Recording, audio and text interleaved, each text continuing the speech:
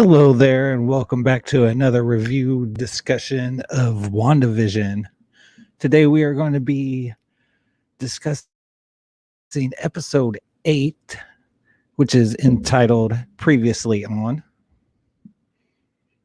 Actually, I need to fix something in the banner. A little bit of...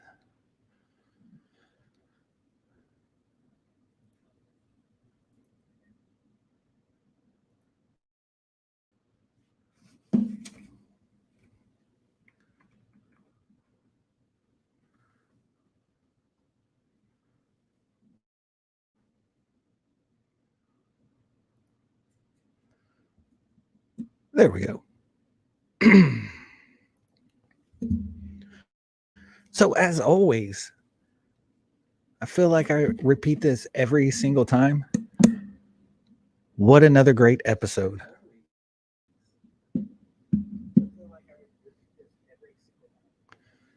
Such a great episode.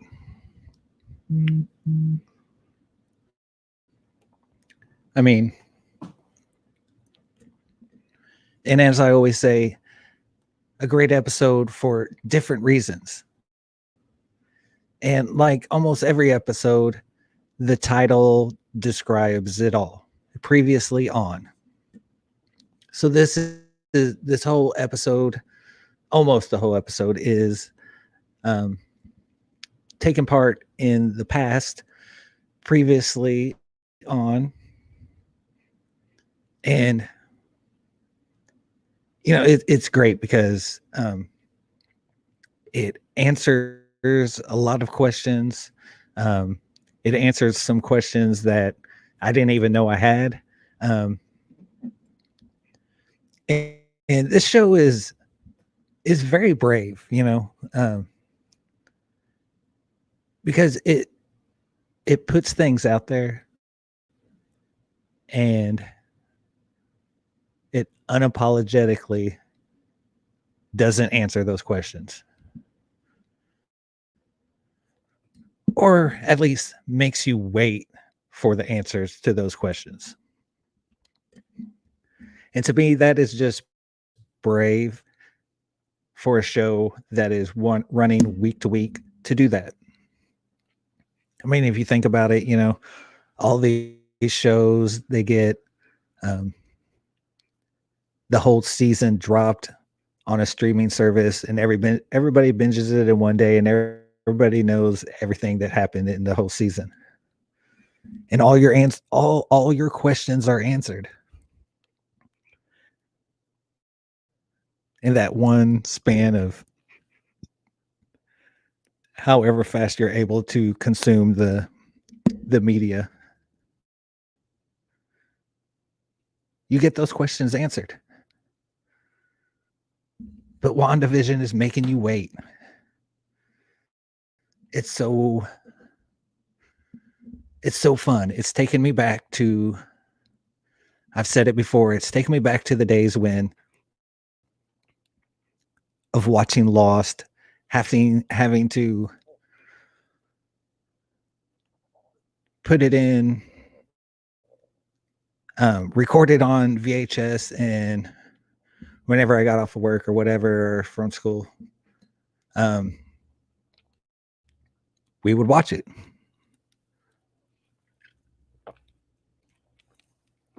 And it also reminds me of Lost in a way that once one question is answered, almost always another question replaces it. And it's really fun that way. So yeah, all in all, like really, like, I think this was one of the funnest episodes because we got to learn so much. It was so great. So we'll start off at the beginning. We start off in Salem in 1693. And Agatha is being dragged up to the stake. And it's really a great scene here because it starts off, she's getting dragged up to the stake, and like in your mind, you're thinking, well, This is like the Salem witch trials, a whole bunch of humans dragging this witch up to burn her alive, and then they get her up there, and you notice these other people have are using magic also. So it's kind of a twist on that idea of a Salem witch trial. They set it in your mind because they see Salem 1693. You're like, oh, she's gonna get burnt. Something's gonna happen. In my mind, I was thinking she's gonna call on Mephisto. Mephisto's gonna come and save her. But it's just really cool scene because she's up there, and they're saying that she's using magic that's above her station, and using dark magic, which is an interesting phrase. Could this be the dark magic that was used in Doctor Strange? Um, or is this a different kind of dark magic?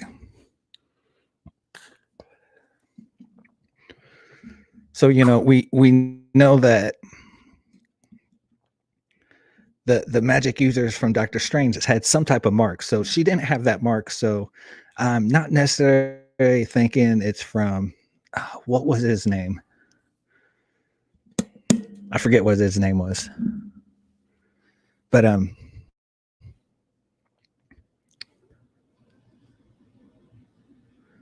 so we're starting to establish different types of magic, So we have, Doctor Strange, Eldritch magic, and then we have this magic as of right now. And there was a couple cool little parts right here. We find out that the lead witch that's getting ready to do whatever to Agatha is actually Agatha's mother. And she's telling Agatha that she broke the rules, but really cool thing that Agatha says is that I didn't break the rules. The rules bent to my power. That to me is like just like she is a very strong witch. Whether or not that is like born in her, whether it's something that's passed down from her mother, or it's something that she gained through this quote unquote dark magic that she was using. And could that dark magic have come from the Darkhold or whatever book it is that she had in her bewitched basement? A couple other cool takeaways from this scene was all the witches surrounding Agatha had like blue colored magic, maybe kind of whitish or bluish white, but all of their magic was blue. Agatha's is like a dark black and purple. So we got blue and white for the surrounding witches, and Agatha has a black and purple magic. So all the witches are surrounding Agatha start to chant, and it sounds very Latinish. I don't know if it is Latin. I have no clue. I don't know Latin, but it kind of has that Latinish kind of feel to it, which is used in a lot of stories for magic use.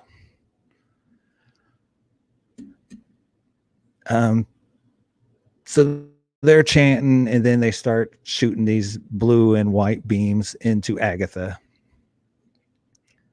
And a funny thing I noticed is that like when they're shooting that magic into Agatha, like when she's screaming, like in her throat, like coming from her chest, there's this like glow emanating from inside her.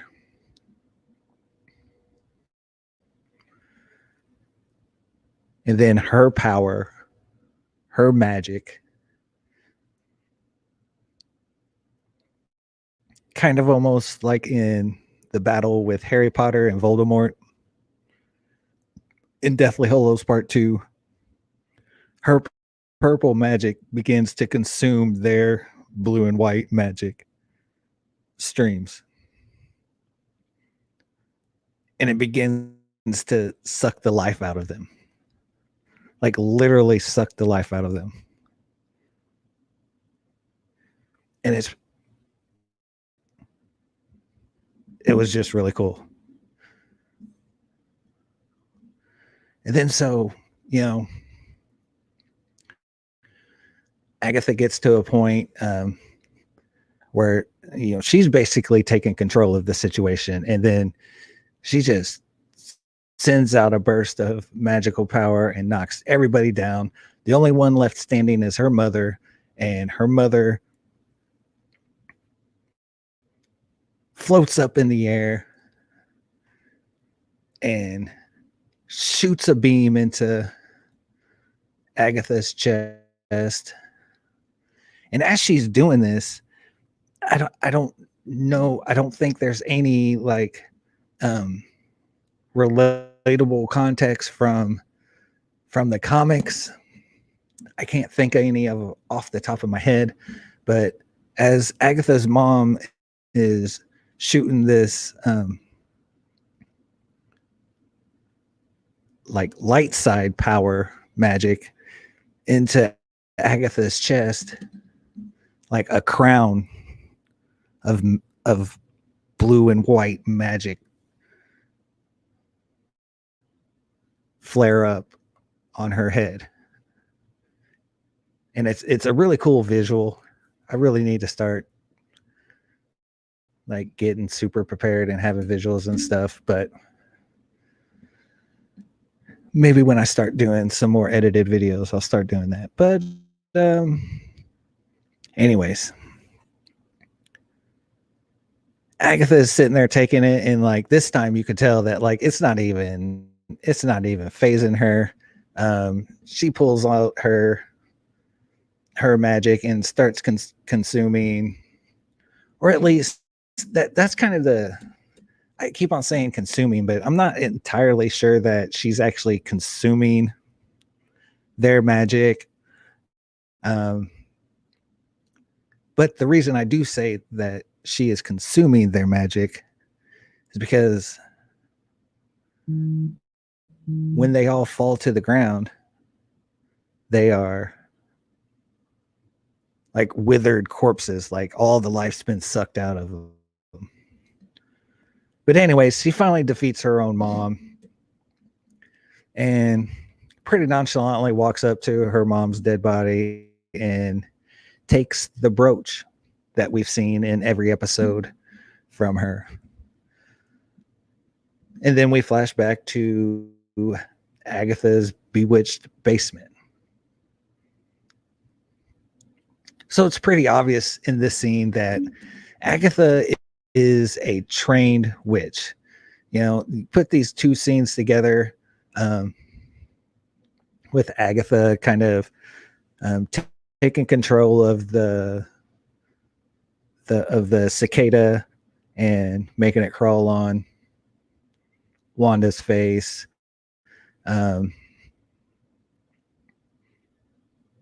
Also, Wanda tries to use her mind magic on Agatha, and Agatha's like, "Oh no, that does not work on me, Toots."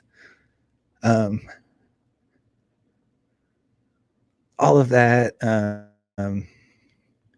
It just, Agatha is a trained veteran witch. She knows what she's doing, and also she doesn't understand how Wanda is doing everything that she's doing. At one time she asked, "Who are you?"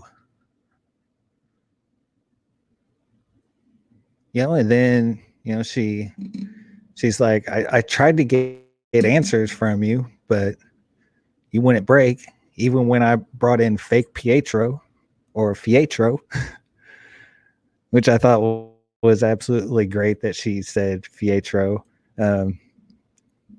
because there's little sidebar here, in A Song of Ice and Fire or Game of Thrones. There's actually a Aegon who we believe is a fake Aegon. He's not actually Aegon, so everybody calls him Fagon, and it's kind of funny, the parallel there. But I digress.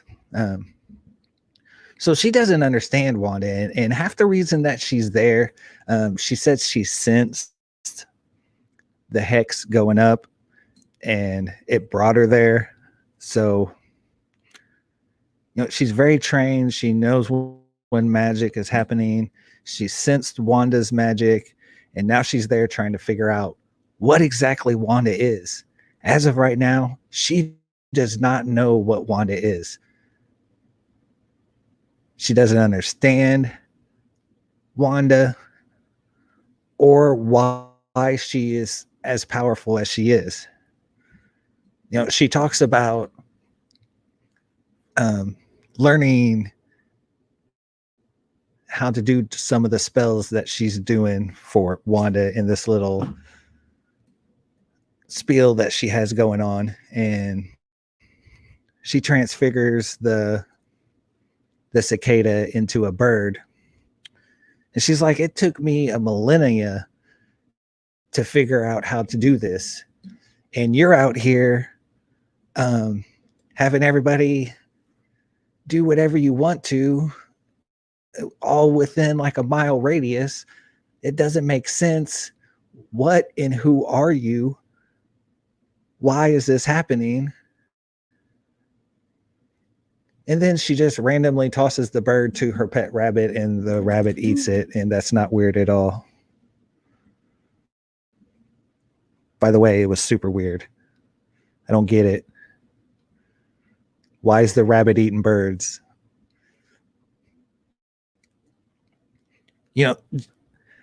Almost every episode has completely like blown away some of my theories that I've had about this show. But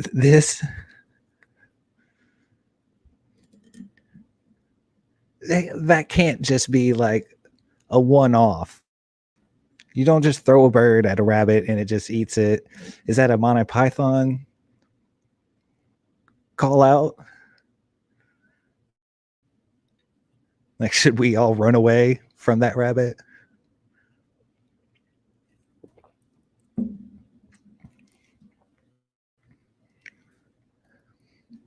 Actually, somebody needs to make that meme. If anybody out there knows how to make memes really well, you need to make a meme of that rabbit eating the bird, and then side by side of Monty Python and the Holy Grail screaming "Run away," because that rabbit is a relative of that rabbit in Monty Python. They got some type of connection. But anyways, okay, so then we get into this section where Agatha wants to know how Wanda created the hex. And she has a really good quote, but I did not write it down. And it's basically, let's go visit some real memories. Pinches some hair out of her and does a little spell, opens a doorway. The doorway is to this first memory. It's a memory of her mom and dad and Pietro back in Sokovia. And her dad comes home, opens up his briefcase, and we get the sense that he sells box sets of old American TV shows on the street. That's his job. And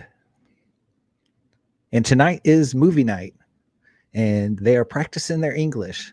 And this is where Pietro and Wanda learned how to speak English from watching old American sitcoms.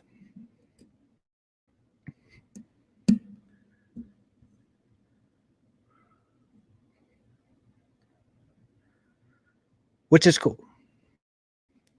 And Papa asked Wanda what she wanted to watch. And he already knew what she wanted to watch because he had set it aside. So no one actually bought his daughter's favorite episodes. And she wanted to watch Dick Van Dyke Show, season 2, episode 21. It may look like a walnut. But when I dug into this, on Google, if you search the Dick Van Dyke Show, season 2, episode 21, it is a different episode. But it may look like a walnut episode is season 2, episode 20.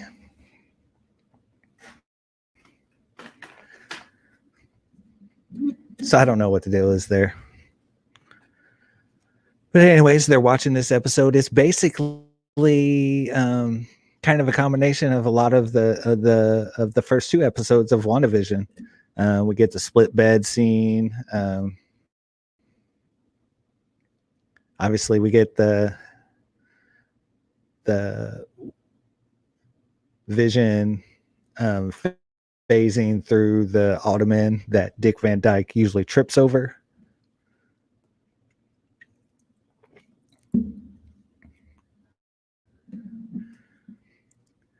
But then explosion, and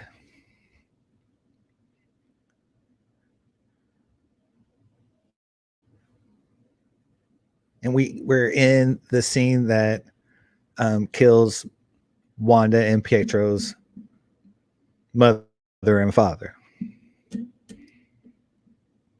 And this whole scene is it's kind of all of these memories kind of build up on each other. And this first scene, you're kind of sad for her because like this is her escapism. These old TV shows is what she uses to escape from the reality that she's in. There's actually one part where it cuts to the mother looking outside and there's guns going off, and there's obviously a military battle going on in the streets.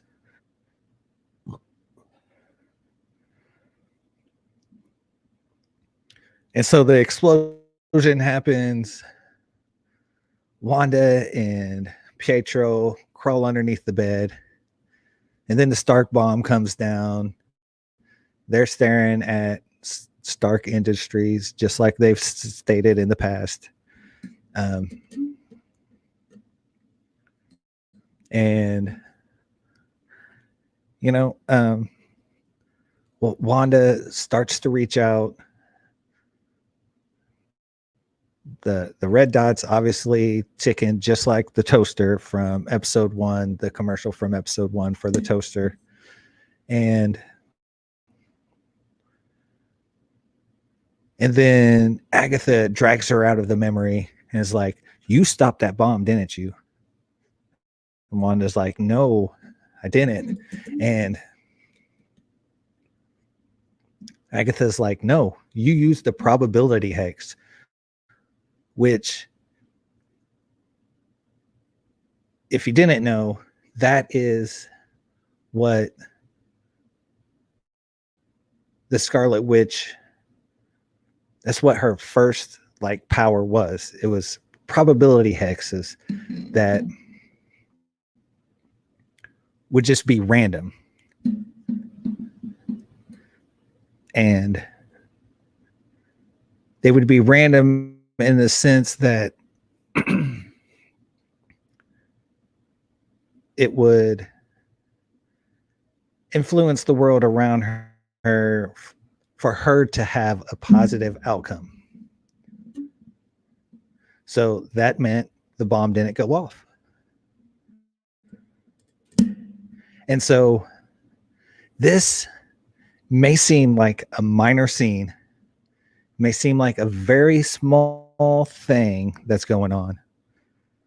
But in reality, this is huge, because this is basically telling us that Wanda was a witch the whole time.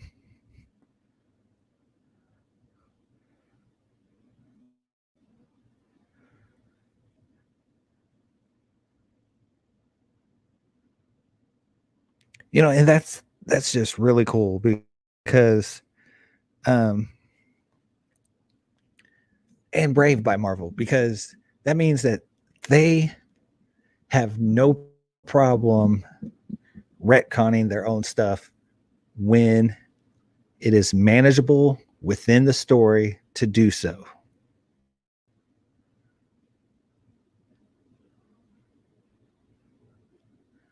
And this is the perfect example of that.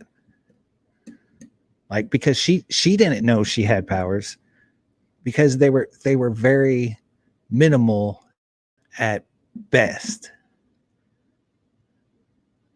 Like what she was doing was very minimal, and she didn't even ever realize that she was doing it.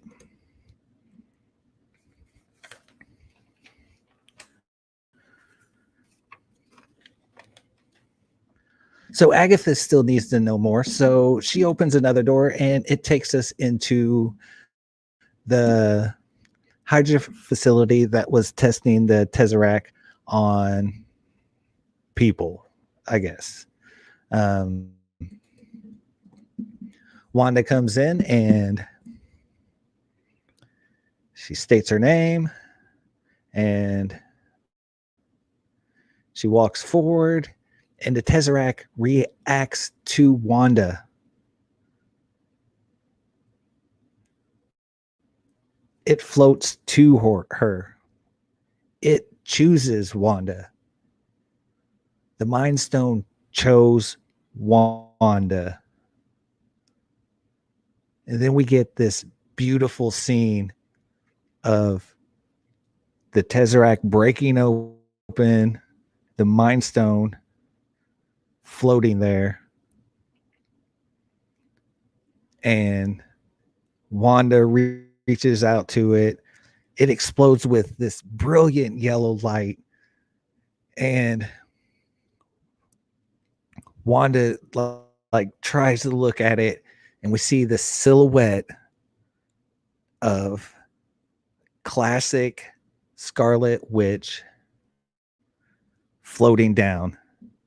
And there's this one little second where it pans back to Wanda's face, and you can actually see in her eye the reflection of the Scarlet Witch floating down. And it is just literally beautiful.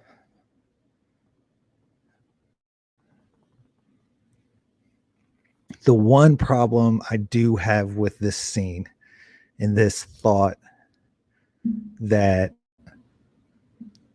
the Mind Stone or Tesseract actually like chose Wanda or knew what Wanda was, and accepted being exposed to her. The only problem I have with that is, how does that transfer to Pietro getting his power? Now, they are twins, but in most, I want to say, most witch lore, the female is more powerful.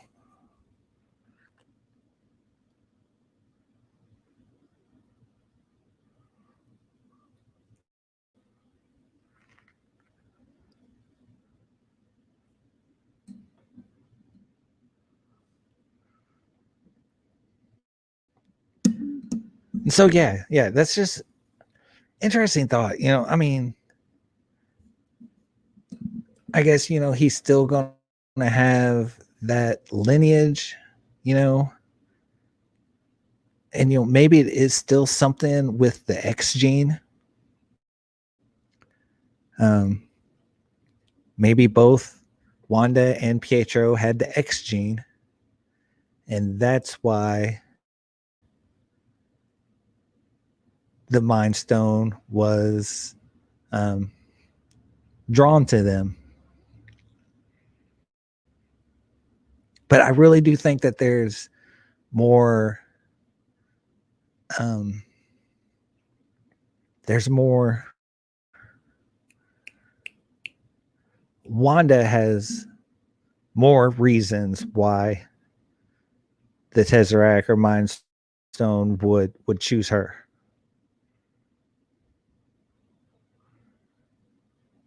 But anyways, we move on to another door, a third memory, and this is a memory of Wanda and Vision. And it is a very sad memory. I gotta say that Elizabeth Olsen is an absolutely brilliant actress. She is on point. And what's really cool is that like this is like the apex of her career, I think. And we're seeing it on a Marvel television show, which is really, really great. It's really special. Her and Paul Bettany are just knocking it out of the park, especially in this scene. It was very emotional. It was very moving. You really, it really reminded us of how close Wanda and Vision were.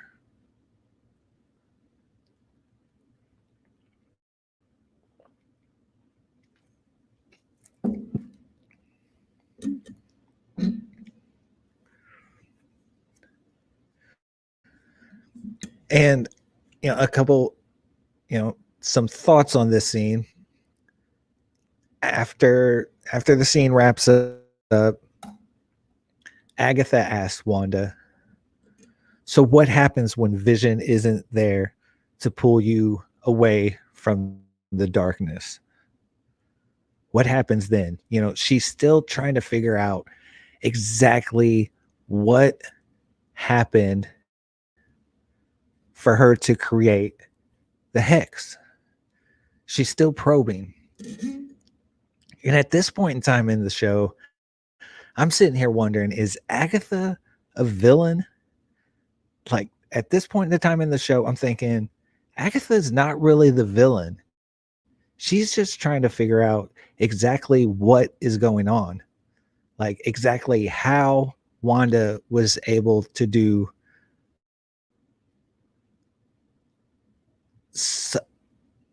perform such vast magic. And we got that from that very first scene right after the Salem, the first part when we're in Agatha's creepy bewitched basement. She's talking about it. She's like, I spent millennia trying to do simple transmutation spells, and you're transmuting a whole city.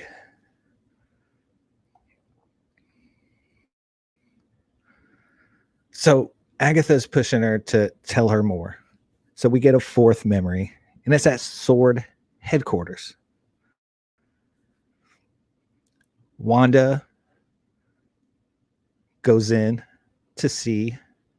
She wants to see Vision's body. She wants to bury him. And she's not happy. And during this whole scene, we see that Hayward is a lying piece of crap, because he told freaking Monica and Jimmy Woo that Wanda broke in to Sword headquarters, stole Vision's body, and resurrected him inside the Hex. In this fourth memory of Wanda going to Sword, none of that happens. That's all a lie. Hayward. And at this point, right after thinking, wait a minute, Agatha doesn't seem like she's the villain here. She seems like she's trying to help Wanda. Right after that, we get this scene where we have Hayward being suspect as fuck and obviously seeming like he wants Wanda to use her reality stone magic right then and there to resurrect Vision. He was and literally, like, someone, new Rockstar said it, but I think that was all planned out. That was all planned out to try to goat Wanda into using her Mind Stone influence powers to resurrect Vision. Because remember, the other thing that gave Vision life was the Mind Stone. And that's the same stone that gave Wanda her powers. It's why they were connected so much.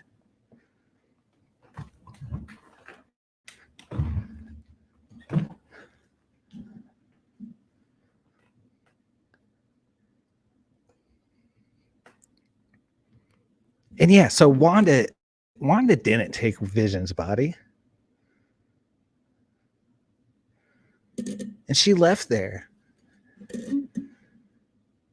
because Hayward's a dick. And he was like, no, this is actually my obligation to the world to try to recreate Vision as a sentient weapon. He says it he said Vision is a sentient weapon. Wanda's like, no, he's not. What are you talking about? Do you even know who you're talking about?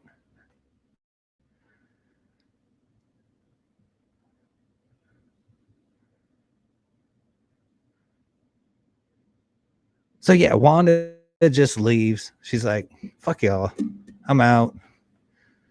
Y'all are bastards. She's pissed, obviously. She's depressed. She gets in her car and she looks over into the driver's seat. It looks like a postcard or something. But as we see in a couple seconds, that it ends up being a deed to some Westview property where Vision is building a house.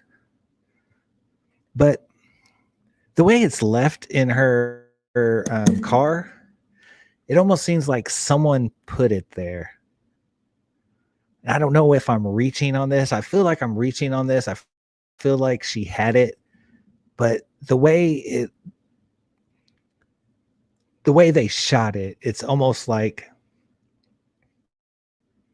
someone left it there in her car while she was in the building, and when she came out, it was there. Then she looks at it, and then she takes a trip to Westview, and it's another very emotional scene, very well played by Elizabeth Olsen. I mean, standing applause for her performance in this episode alone. This episode alone, Elizabeth Olsen has proven to me that she is one of the top-notch actresses in at least Marvel right now.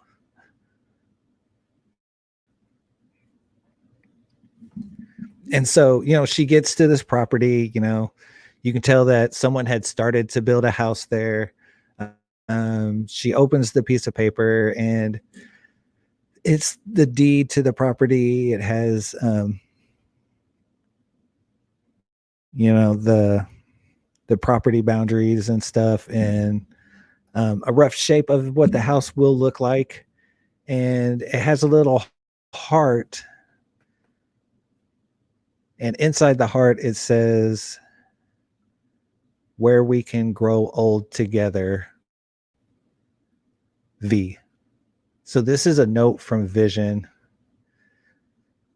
And she obviously, it seems to me at least, that she had obviously not looked at it completely.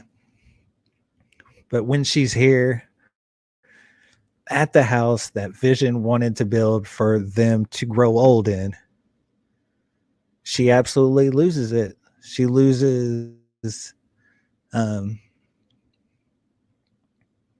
control. And it's a very, you feel her pain, or at least I did. And this episode was beautiful. There's a couple really, really beautiful scenes. This is another one of them.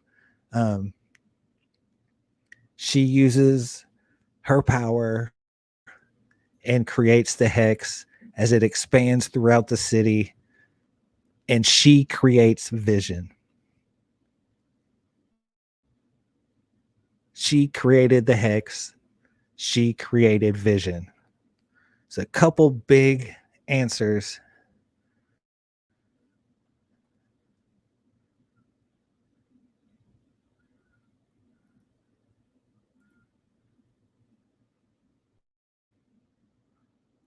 Oh, I didn't mean to do that. Yeah, a couple big questions that are answered right there. Wanda created the hex all by herself. Vision is entirely created by the hex or by Wanda. And then, there's two really beautiful scenes right here. First, when Wanda creates the hex at first and expands it. And then the scene within the house, Wanda's still creating the hex, expanding it, but at the same time, she is creating Vision.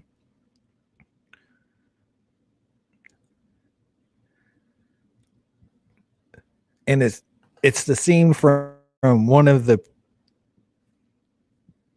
previews, but like Wanda's all leaned back and doing like this crazy Matrix pose, and we didn't see the part where Vision is actually forming, but this time we get to see that part, and it's all these like little yellow lines just forming his body, and it's super beautiful. It's top-notch comic book visual. I mean, I'm almost kind of speechless. I don't know what else to say about it, but it is a beautiful visual of Wanda creating the Hex, creating Vision. She creates him.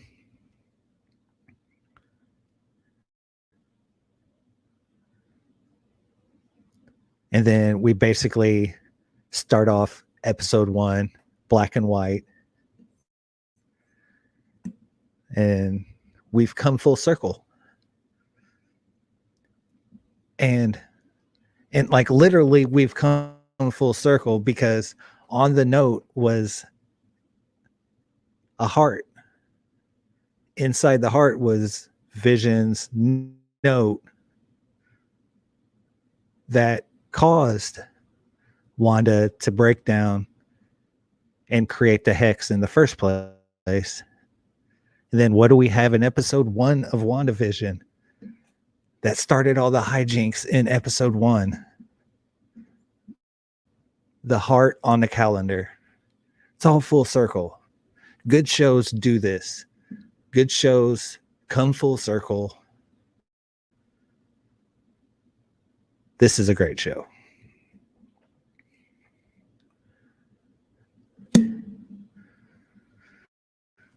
Oh, well, it's not even over with yet. So then, kind of focus out. You see the cameras and the lights for the scene, and Agatha's clapping in the live audience seats. And she gets it now. She knows exactly what's going on. And she snaps her fingers and vanishes. And then you hear the kids crying out, the twins crying out. And Wanda runs out the door. And we see Agatha in her full glory, in her get up, her outfit, which is just brilliant. It's really done, really well done.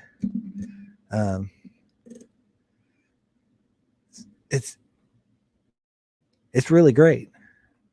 But she has 2 strings and they're wrapped around the twins' necks, and she has them by one by each hand. And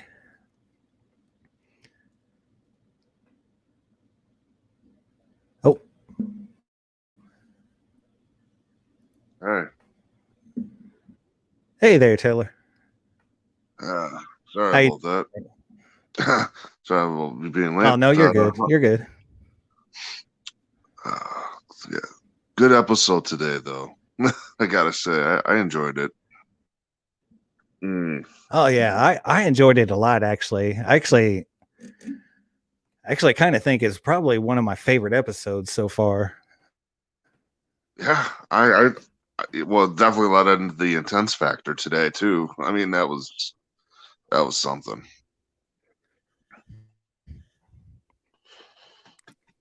Right.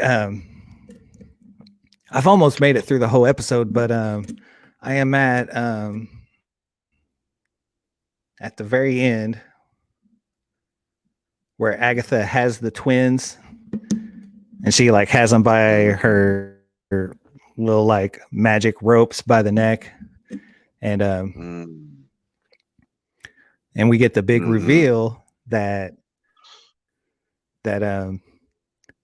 Wanda is kind of like this legend in the witch community, this myth that uses chaos magic, and she finally brands her as the Scarlet Witch, which was super cool. Yep. Yeah. Yes. That was. Yeah, I like that reveal right there at the end. That was great on that. I was like, yes, that's awesome. And then I just like that. I just like how she was like holding the kids, and and then she's about ready to try to use her powers, and then she's like, not that fast. You're not doing it that fast, Wanda. Yeah. Yeah, that was great. That was a good part of the episode. So jump into the mid-credit scene, or the credit scene. Wow, I've been saying that there's something fishy with Hayward all this time. I did not expect this, though. No. Yeah, no, the whole thing with rebuilding Jarvis, and I'm assuming that if I saw that correctly, he's going to be like an Ultron Jarvis kind of a thing. Yeah, it could still be a lot of things. So there is a precedent set in the comics.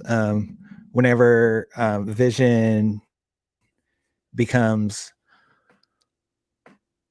the White Vision, he no longer has a soul or like empathy, so he's more computer like. So I don't necessarily think he's going to be Ultron, but he's going to be closer to Ultron than he was as Vision, I think. It's just my thought. I mean, I actually looked at the IMDb, and James Spader is actually on WandaVision. I was trying to think back whether or not we heard Ultron say anything in any of the flashbacks or anything. I couldn't recall anything, but there's a possibility that we get to next episode. Yeah, I didn't think so either, but there's a possibility we get to next episode and we hear White Vision speak, and it's James Spader. Yeah. So then, no, that's definitely, that makes sense. So they're definitely, that's gonna be interesting how they're gonna work that in. Yeah, because awesome. and also my thought on that is that you probably wouldn't want to have like Red Vision and White Vision facing off against each other and have them voiced by the same person, Yeah, they'll definitely. Yeah, that'd be. Well, that's almost kind of like I was gonna say like Superman 3 when Christopher Reeves was fighting himself, like both Supermans were fighting each other, and then I guess that would. Oh yeah.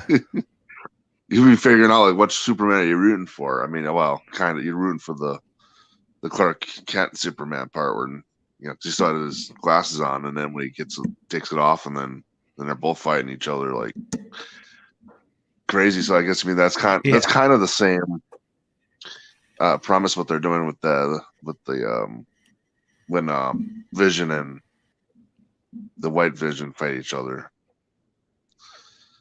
Yeah. That's gonna be great though. That's gonna be great. I do still have some Avengers comic books, and I have this one Avengers comic book. It's Avengers 360. It's called Alternate Visions, and that actually has the Red Vision and the White Vision in it. But it's a storyline connected to some of the Eternals. But that movie hasn't come out yet. Right. So I don't know if there's a connection there. I don't think there is, because it has that comic has the Black Knight, which I think that's the character that what's his name? Jon Snow from Game of Thrones. Kit Harington. I think that's the Oh, character that he's going to be playing in Internals. And it also has Cersei in it. Not not Cersei from Game of Thrones, but the comic book character Cersei, like Sersi, okay. which is an Eternal. Interesting. So I don't think there's a connection there. I knew I had a comic book with White Vision in it, and I had to dig it out. But I don't think that has any connection. Not, I mean, yeah, probably not yet. I mean, they could definitely put it in there later on to get some more connections to that movie as well if they wanted to.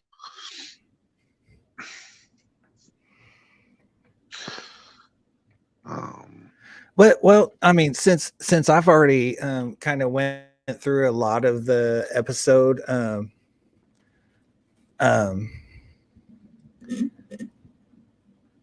why don't you can just give us some of your thoughts, or some of your favorite scenes, or Sure, some sure. big some big reveals. Okay. Okay, in the beginning when Agatha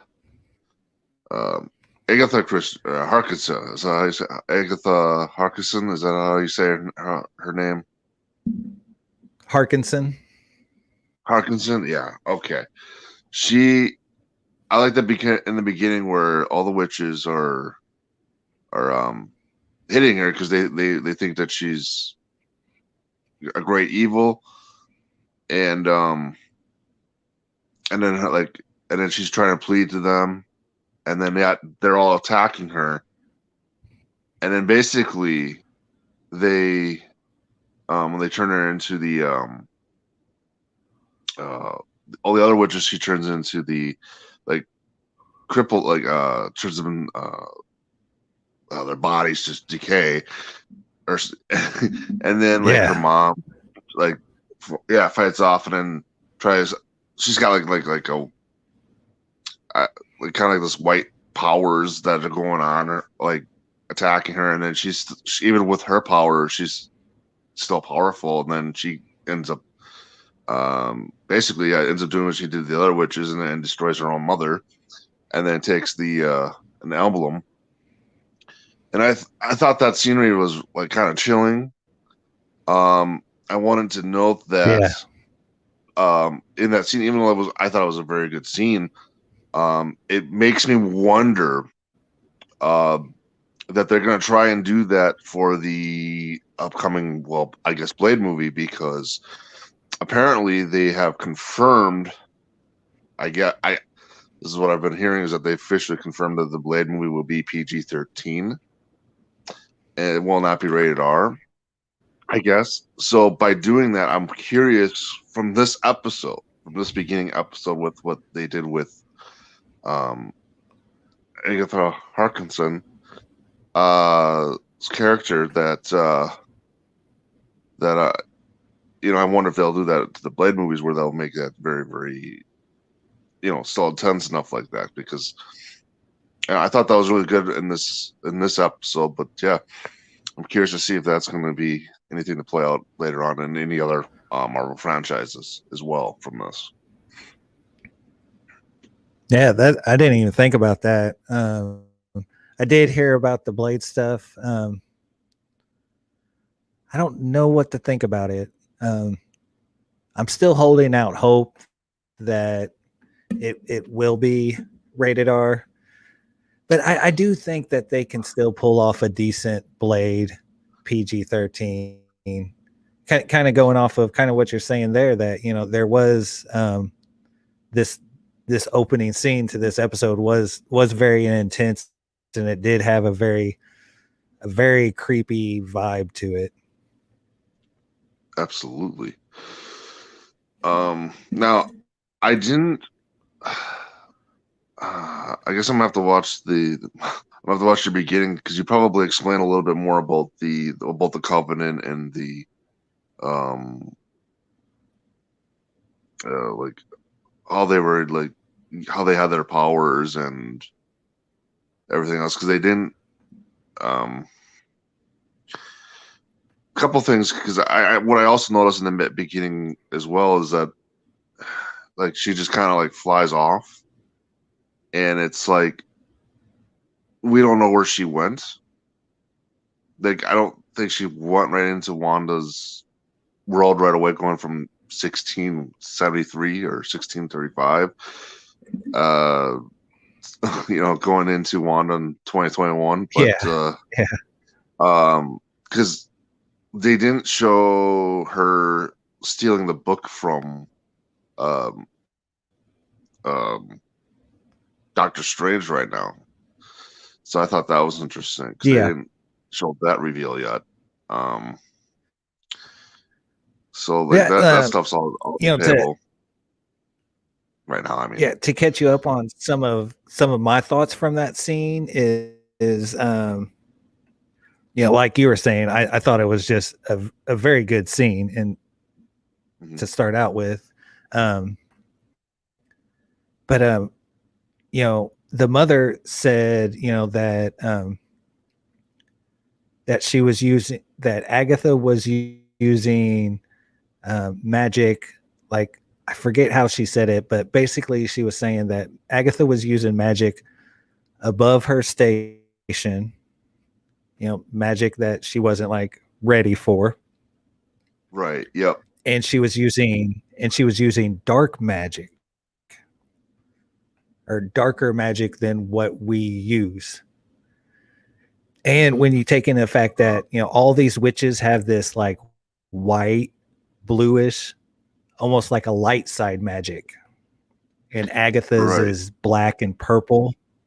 They're almost Yeah. like opposites. Yep. And Oh, so definitely. I definitely got that.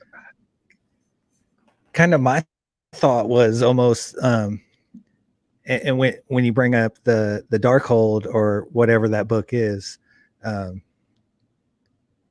does she already have it? Is that where she was? Is that the book that she was learning magic from that made her made the rest of the coven turn on her? Right. Yeah, that's exactly what I was thinking too. I was like, there has to be something that she had some kind of spell book that she was using to to turn on her mom and the coven. So yeah, they still have to they're still gonna have to explain how she got the book somehow. And yeah, and just the whole idea, I guess, like for her to, I guess, time travel through all through the time and space. So that's they're gonna have to explain that to me because I'm like, man, I'm trying to No, figure out how I that's don't. gonna work. I don't think she time traveled. I think she's just a super powerful witch who can um, survives for a very Oh, thousands and thousands of years. gotcha. Yeah. Like in the comic books, Agatha Harkness is actually from like the 600s in like Greece. Uh-huh. Interesting. And Okay. so I think she's just very, very, very, very long lived. Gotcha. And basically ultimate immortal being, basically. Yeah. Ah. Okay. Let's see. Couple other things I noticed that I thought was pretty interesting then later on is when she is well, when Wanda's still in the basement, trapped, like kind of doing the well, it's, I was gonna say like kind of like what they were doing with Obi-Wan Kenobi and Attack of the Clones, where she's like kind of floating up and she's got the Yeah.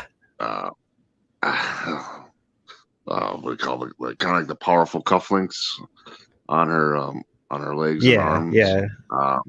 And then Agatha is just talking to Wanda like, how do you have all these powers, and how does I'm trying to figure out how these work. And Wanda's like looking like, well, I don't do all this, and she's like, well, but you did. And so so for me, I know I'm going to be jumping a little bit ahead here, but I really enjoyed the like opening up her Pandora's box, I guess, and then going through the whole past, seeing Oh her yeah. her parents from what happened from to kind of explain what happened from Age of Ultron, when they were talking about like the Stark bombs going off, and then you see the bombs. Well, actually, before you see the bombs, I thought what was interesting was that you were seeing, you see the mother looking out the window, and there's like a couple guys basically shooting each other, and then they just kind of wave it off like, okay, we'll just watch some. We'll just watch a sitcom, and it happens to be Dick Van Dyke. Yeah, it was like that was normal life for them. Yeah, very very intense, and then as they're enjoying watching Dick Van Dyke episode, then everything just blows up, and then you see the Stark bomb, and it's just like, geez, that was, I don't know, I just thought that was very, I mean, you're really enjoying her watching the episode. Then all of a sudden, that when the bomb went off, that just like threw me off for a loop for a second. I was like, oh, I was like, that was just super intense. There, I was just like, I couldn't believe it. It just happened so fast. I'm like, oh, yeah, that was a processor to happen for that episode, for that part of the episode. I was like, wow. Yes, that part was cool to lead into Age of Ultron a little bit, and then the other part too, later on with the two scientists, and then her going into the and getting the stone from the staff. Yes. That finally reveals everything, because for a while there it was just the backstory, I guess, and then they finally just said, we'll just finally show it. Like I was like, I'm like, all right, that's great that they finally show it, because I think that would have been a letdown if they just kind of explain it, then they didn't really show anything about her getting the power from the stone. And it also brings up the question too. For me, it was like, okay, so when I see the stone, you see Scarlet Witch come out of the stone and hit Wanda. Yeah. At least that version of Wanda. It makes me wonder that the real Scarlet Witch from, I guess, any vision or any version of X-Men, so then she somehow got into the stone. Is that kind of what I'm taking from that? Like that the real Scarlet Witch just happened to find the stone, and it just kind of went in there, and then right, the real Wanda shows up, and then she re-interacts with I guess with herself in a different timeline or in a different universe. Yeah. I guess. I think I got two takes on it. two different takes. I think what one of them is exactly what you're saying, that the vision that Wanda had there was a Scarlet Witch from a different reality, kind of showing herself to her, being that, I'm still kind of thinking that Wanda is a nexus being, that kind of all of the multiverses revolve around her. And so this that's that reality's Scarlet Witch kind of revealing herself to Scarlet Witch, or kind of how at the end of the episode, Agnes says, you are this myth, this legend that, and when I hear someone say that, it's like the Scarlet Witch is a title, not necessarily a person. And there's been Scarlet Witches before Wanda, and what Wanda was seeing in that scene was like the essence of the Scarlet Witch, basically going into her. Or a third thought was that was Wanda's future self, kind of showing herself, this is what you're going to become.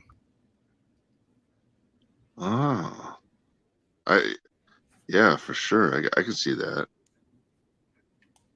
I can see any of those theories right now are very much possible. I mean, you're absolutely right. But at the end, when she revealed that, so yeah, I could definitely see Scarlet Witch, I guess, being the like you were saying, like the ultimate title. That's gonna be something. Let's see. Yeah, I'm telling you, that's why I love this show, because there's so many different things. I do want to skip back to the first memory of when they were kids. Did you notice whenever Agatha pulled her out of that memory, she asked her how she stopped the bomb, and Agatha says that Agatha basically tells her, like, you performed magic right there. You performed a probability hex to make that bomb not explode. And it kind of basically says that Wanda was on some type of low level a witch this whole time. Right. Yeah. She was trying to. Yeah, she was definitely going to try using some of her power to push that bomb away so that her and her brother didn't get hit. So I guess, yeah. So there was an indication that she had, some form. I'm just trying to think, like, I guess I wouldn't really know directly, like, if that was already a power that she had, or if that was a power that was kind of,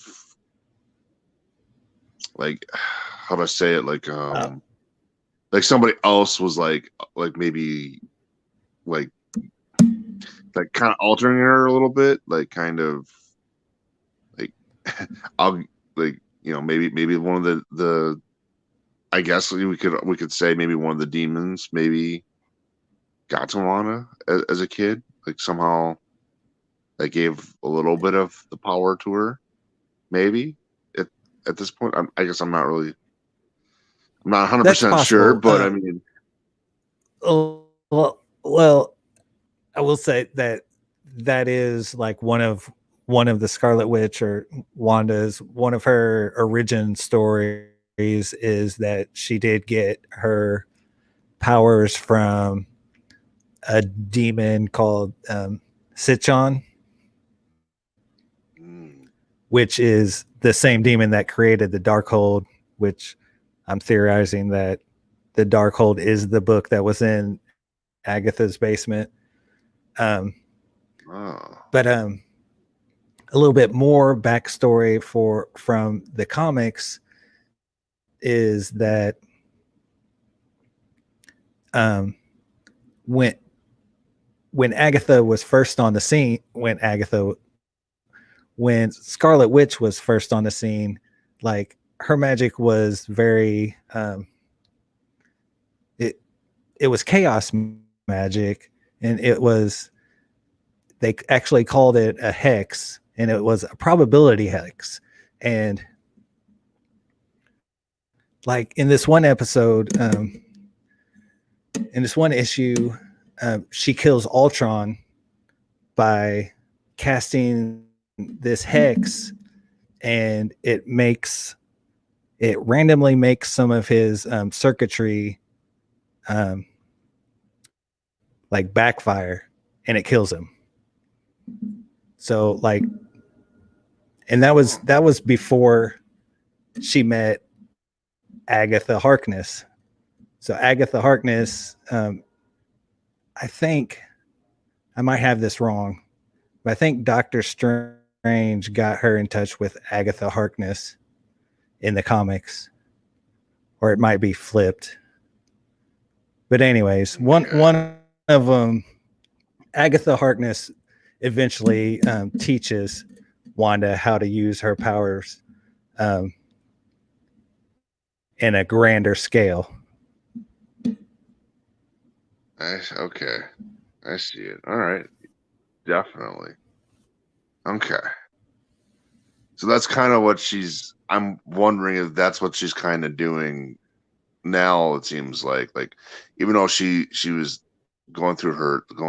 letting Wanda go through the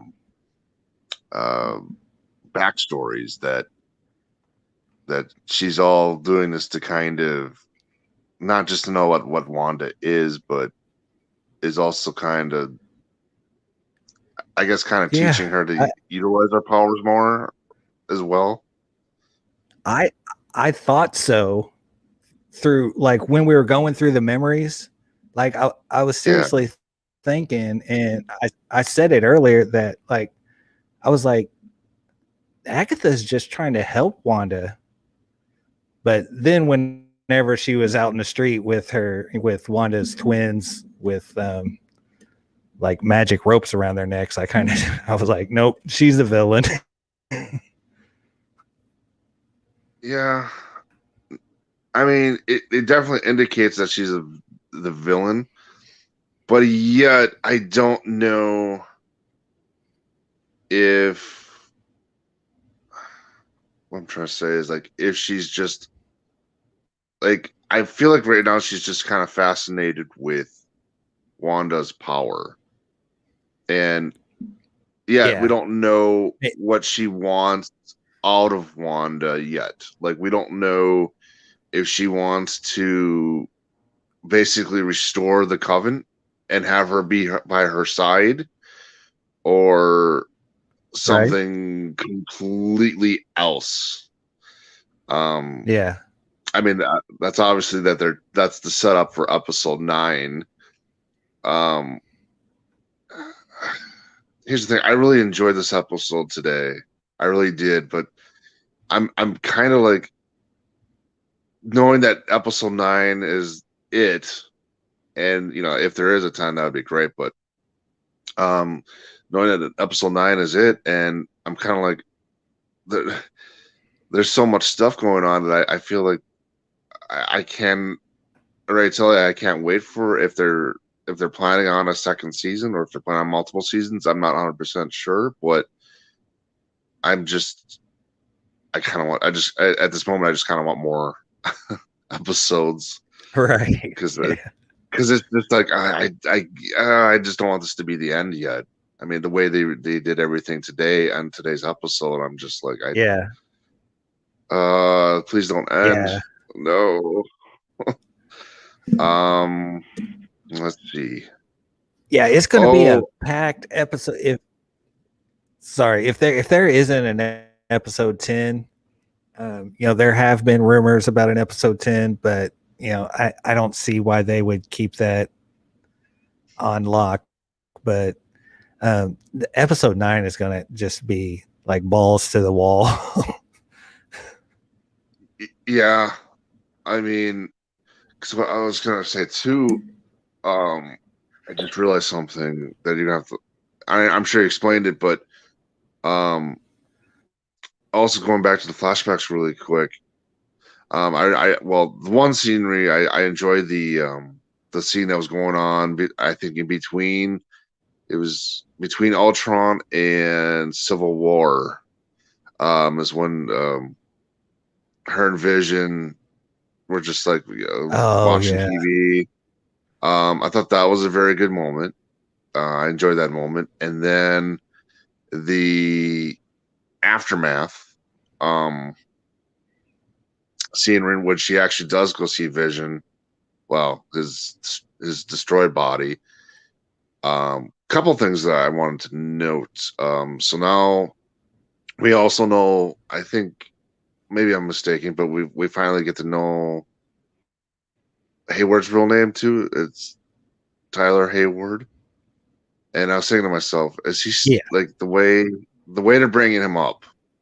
I'm like, I still feel like there's a he's definitely got seems like he's got a major important character name here. So it's like I'm still trying to figure out like what his character's going to turn into. So I'm still kind of curious about that for his part. And then yeah, and then just like and then the whole entire rest of the scene, yeah, I'm just you feel for Wanda when she's just like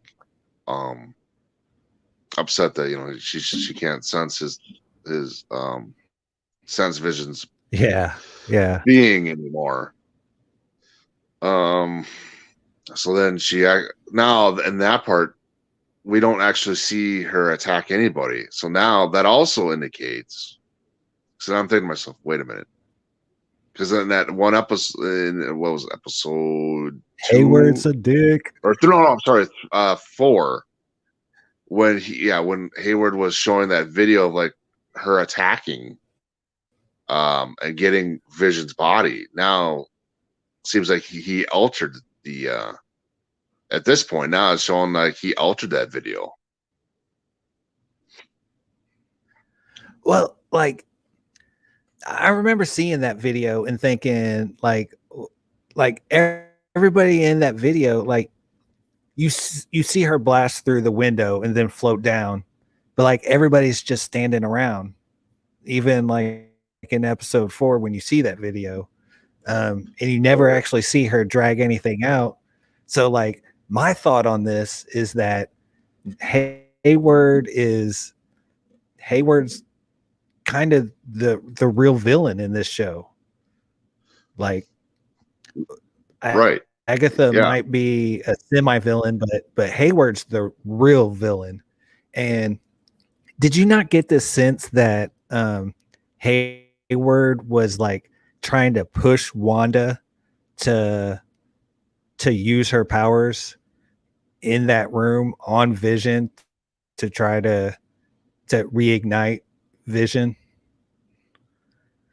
Yeah, well he definitely brought up telling her using powers, and I was like, when he said that, I was like, I'm thinking in my head like he's definitely something. He's definitely he's because he was trying to he was definitely trying to see what her powers were kind of gonna do. And it makes me wonder. Oh, well, it made me wonder right away if he's one of the demon characters, though, because of like the way he was trying to get Wanda to Like use the powers or whatever. like that on that particular in that scene, I should say. Yeah. Yeah, I'm not too sure that he's a demon. Because I think he's focused way too much on Vision. I think because I think he was trying to get Wanda to use use her powers to um, resurrect Vision right there, and later on we see that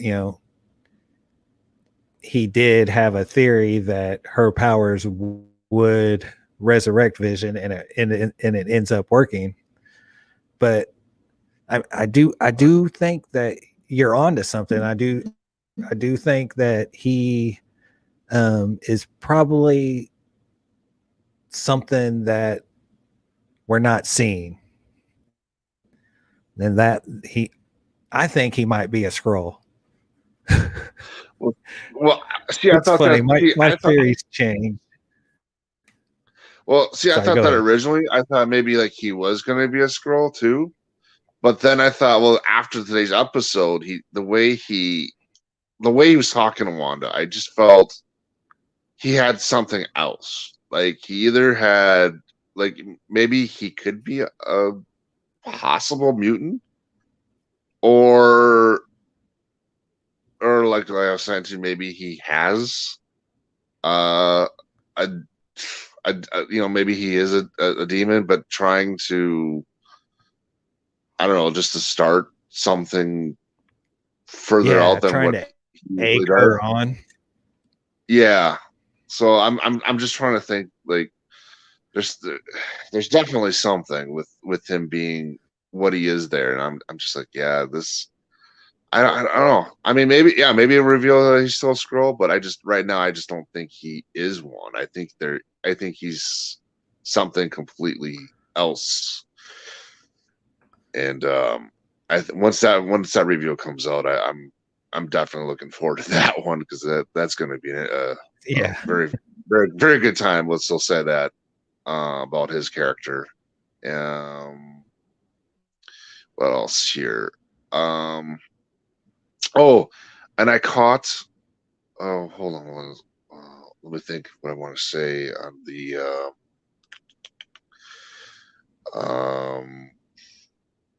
Well, the one thing I did catch too is that, and I'm sure you explained this too, about, she said that when she pulled Pedro, from one of the, she said something about, like, was it like the 50th universe or 5 universe or something like that. I caught her saying that her, for Quicksilver, was a um different kind of universe pulled, because her brother is still dead in a multi, or in a way, way different dimension. I didn't catch her say anything about another universe. She did say that she couldn't um, pull. She couldn't use necromancy to bring back her real brother because he's on Right. another continent and full of holes. Right. So, I mean, I really think Marvel kind of trolled us all and was like, "Here's Evan Peters, but it has nothing to do with the Fox's X-Men, and you guys are going to theorize for weeks on weeks about whether or not this is the MCU Quicksilver, or this is the Fox Quicksilver, and really he's just some random dude." I do. Yeah. It sucks, but I Yeah. really do think they're just like, this is just some random dude. Yeah. I think it was a non wink at us fans, but other than that, Yeah. I don't know. It's kind of disappointing. Yeah, it was disappointing when they said when she said that, and I was like, great. So yeah, I don't know. Nothing. Still, they don't. Yeah, it's like how they're gonna have to explain. Well, they're definitely gonna have to explain all that. All that she's because I'm still a firm believer that she's still gonna bring in the X-Men though, and so I'm just Oh yeah. I just yeah that I just that like I part was just saying bothered me last. too. Yeah, yeah. But like I was saying last week, I think WandaVision is going to be the catalyst for X-Men, but I don't think we're going to see a lot of them in WandaVision. I think we might get one. Yeah, something's gonna have to give. And let's see, what was another okay, and then I okay, so this is where I was a little bit not sure of, but so she had a map in the car after the encounter with um or basically to go see Vision, and she can't feel him, she's upset, so she leaves the place and goes into her car, and then she sees a map, and she goes to the west the west part, Westview. I had to think about it for a second, and we see all the characters, or at least a good chunk of the characters from the first couple episodes, and she gets to the house. Now, okay, so I'm assuming this was going to be the house that her and Vision were planning on being at, or maybe something else. I'm just kind of speculating. I'm not, because with the whole thing with the map, I was like, I'm guessing the way that's what they shot that. The way they shot that had me a little confused, because the way they shot it, it almost seemed like when she looked at the map, like she didn't know what it was. But like I feel like she would have had that. If she hadn't had looked at it, how did she know where it was? But I don't know. That map kind of threw me off. It almost felt like someone had given it to her, but it was from Vision. So why would someone else be giving it to her?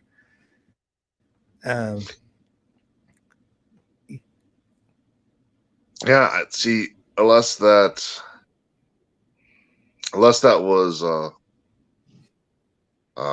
either Harkness did that, which I don't think so. So I'm wondering if that also might have been Hayward somehow pulling that string. Yeah,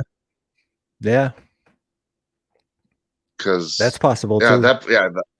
because that map thing threw me off, and then I don't know, and then I guess the house kind of did too, because I wasn't sure if that was what she was planning, if she was planning on the idea of like having a life with Vision in a simple town, um or it was something, or it was supposed to be something else. I have no idea. I just thought that it was a little bit Yeah, strange for me. I wasn't sure. When like you look at the note, it's a heart in the middle of the home, and where we can grow old together, and I'm sure, all these emotions come flooding back, and I think she just broke right there, right then and there. And I don't think it was any manipulation by anybody else. I think she just broke. It's kind of what the House of M storyline is whenever In House of M, whenever she loses her children, she just breaks and she just completely changes the reality of the whole world. And Right. in this scene, Okay. she just breaks and she just changes the reality for the whole town. But I do want to say Okay. about this scene, like it was absolutely beautiful. Like Yeah. I love this scene. No, I agree with you. I thought that it was very it definitely does play with plays with your emotion factor. I mean, that for sure. It did make you feel sad for her. It made you feel you could feel her anger, her sadness. So yeah, Yeah. that definitely played emotions with you, and the way it was shot, the way the score. I enjoyed the score Yeah. for that Yep. particular scene. I thought they did a really good job with that. Yeah, and the visual effects of the house being built with her superpower ability for using the hex, and then the real twist of reveal is now she Yes. brought back Vision with through the Scarlet Witch stone. Well, just with her power. Like because, if you think about it, like the Scarlet Witch, she had innate abilities already, but the Mind Stone is what like amped those powers up.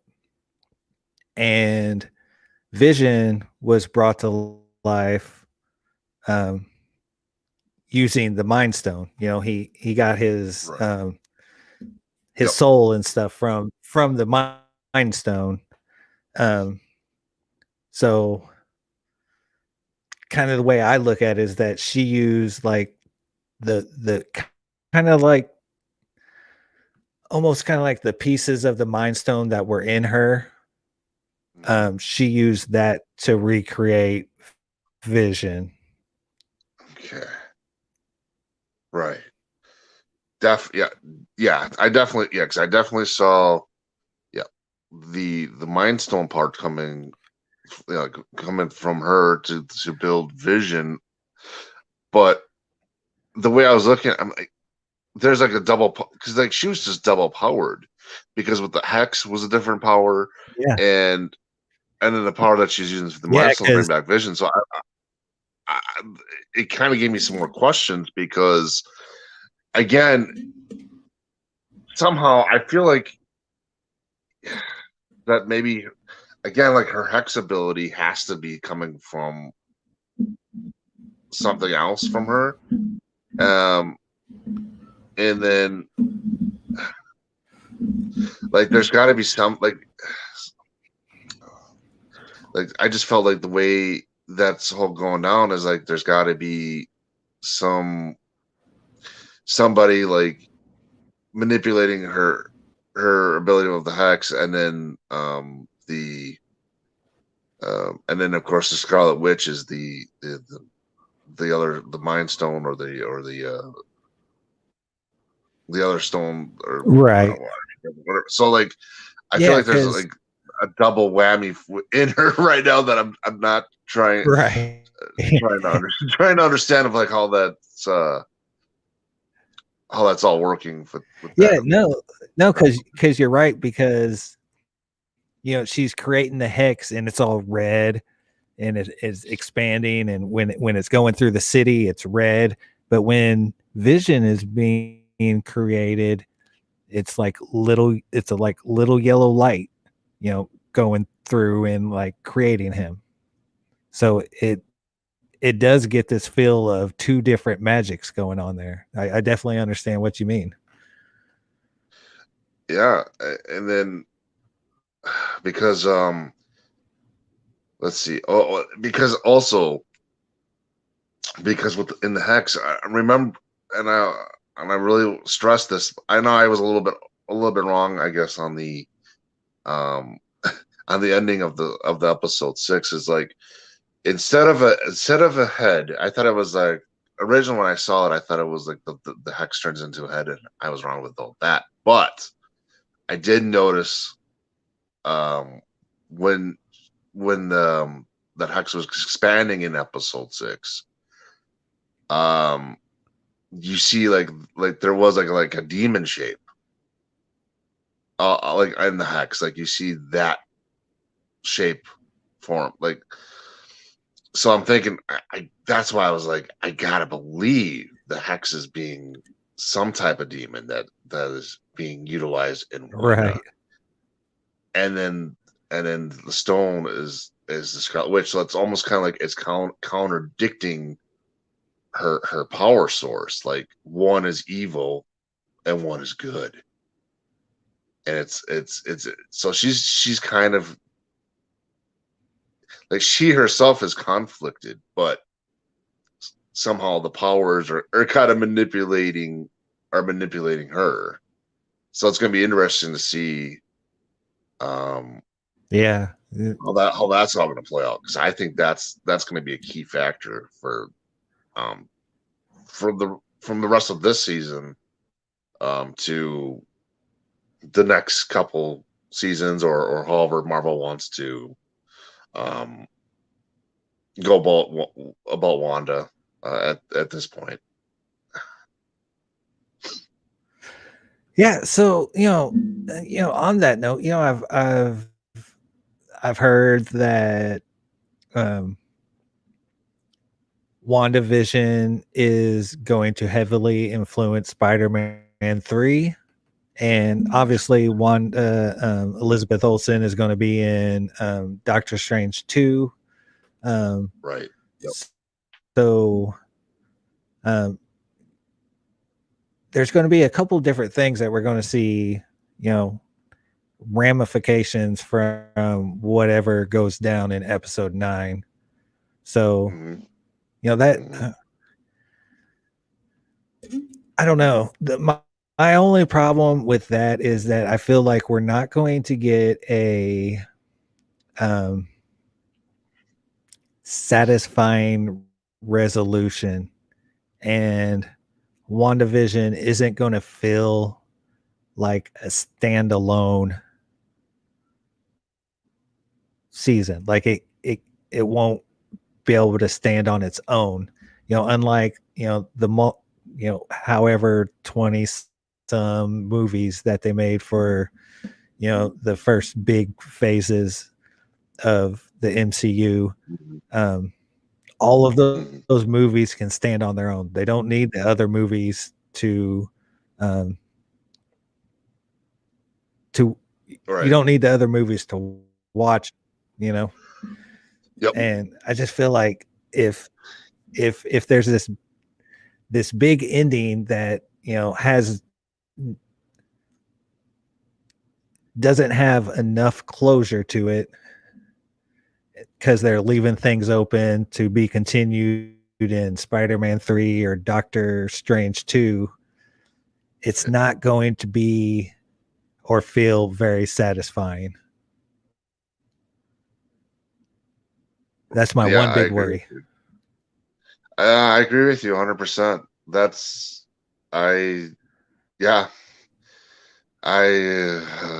So then the whole time it's just be like, oh, we're just getting you set up for Doctor Strange 2 into the multiverse, or madness of the multiverse. Yeah. But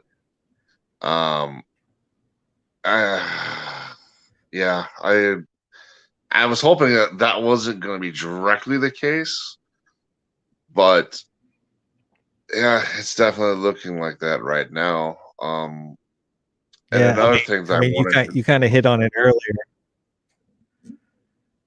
You kind of hit on it earlier when you said, there's so much that needs to still be brushed out. There's still too many loose ends. Definitely, for just one episode. Loose ends. Yeah, right. And then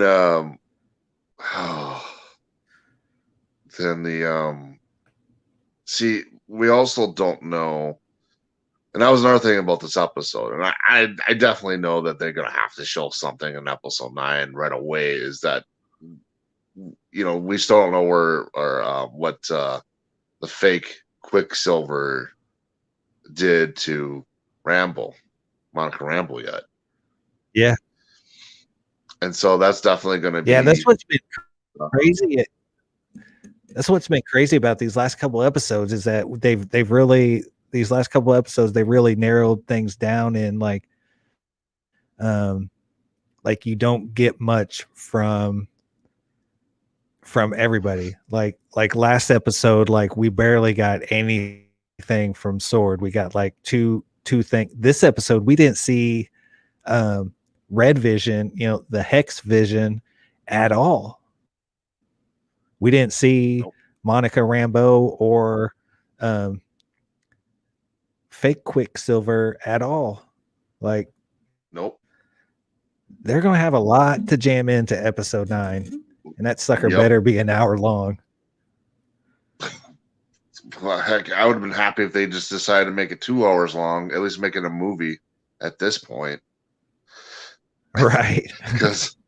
Because I mean, they open up the door with so many characters now that it's like they need to have more explanations, because especially with we only got that beginning part with Harkness, that they didn't show any more other than that, because they just focused on Wanda flashbacks and to figure out, to see what her flashbacks were. Yeah, that's a good point.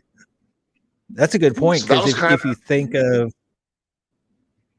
if you think of the book that we saw at the end of episode 7, if you think of that as a character, we didn't see that character. I mean, they focused in on that book for a reason, and then we're not going to see it again. Yeah, and that's episode 9, I guess. Somehow, it's like, I hope so. I mean, I hope so too. But I mean, the way everything. See, that's the thing about this episode. I like this episode. Don't get me wrong, but it also made me kind of frustrated because they didn't explain enough about Harkness either. They just they show the mom, the Covenant, go after her, which was a cool scene. But then after that, it's like, where did she go? Did she go right to Doctor Strange to steal that book? And they don't show it. And they don't, and again, they don't even show her I guess looking for the stone, maybe, or looking for the Scarlet Witch stone, if that's what she's going after. Right. But there's so much about her character right now that's like, we don't know what she really wants. Because, I mean, she with Wanda having the Scarlet Witch ability, that at the end, that was the big reveal, and she's like, "Oh, I know about this power, or and I know what you are from this." But okay, but all right. So what was she looking for? Again, I guess what is she out to look for? I mean, obviously, it wasn't necessarily the Scarlet Witch stone. It had to be something else. So I guess. So what does she want now? Yeah, definitely. It's. I just. There's a lot of stuff. And so much to explain.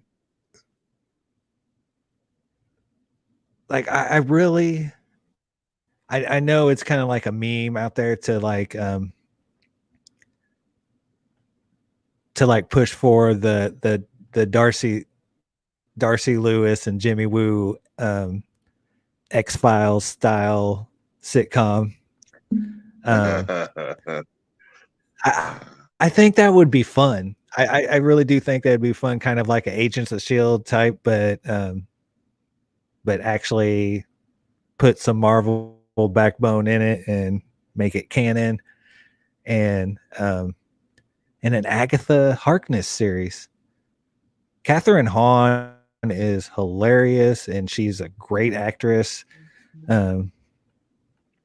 I think she could pull her own series. Well, yeah, I agree. I think she could pull off her own story for sure for that character. Yeah, they're gonna have to again. They're gonna have to do something because she's got obviously she's got a lot of the story right now that they need to tell, and I'm just trying to figure out. You know, I'm sitting here thinking, you know, because like one of my big thoughts is like, they're gonna leave some things not tied down, and what in the way Marvel, likes to interconnect their projects. One thought is Hayward being as suspicious as he is, and the fact that we're going to be getting um, Zemo back in um, Falcon and the Winter Soldier. Zemo being part of Hydra. I wonder if there's a connection there that they can bring over into Falcon and Winter Soldier.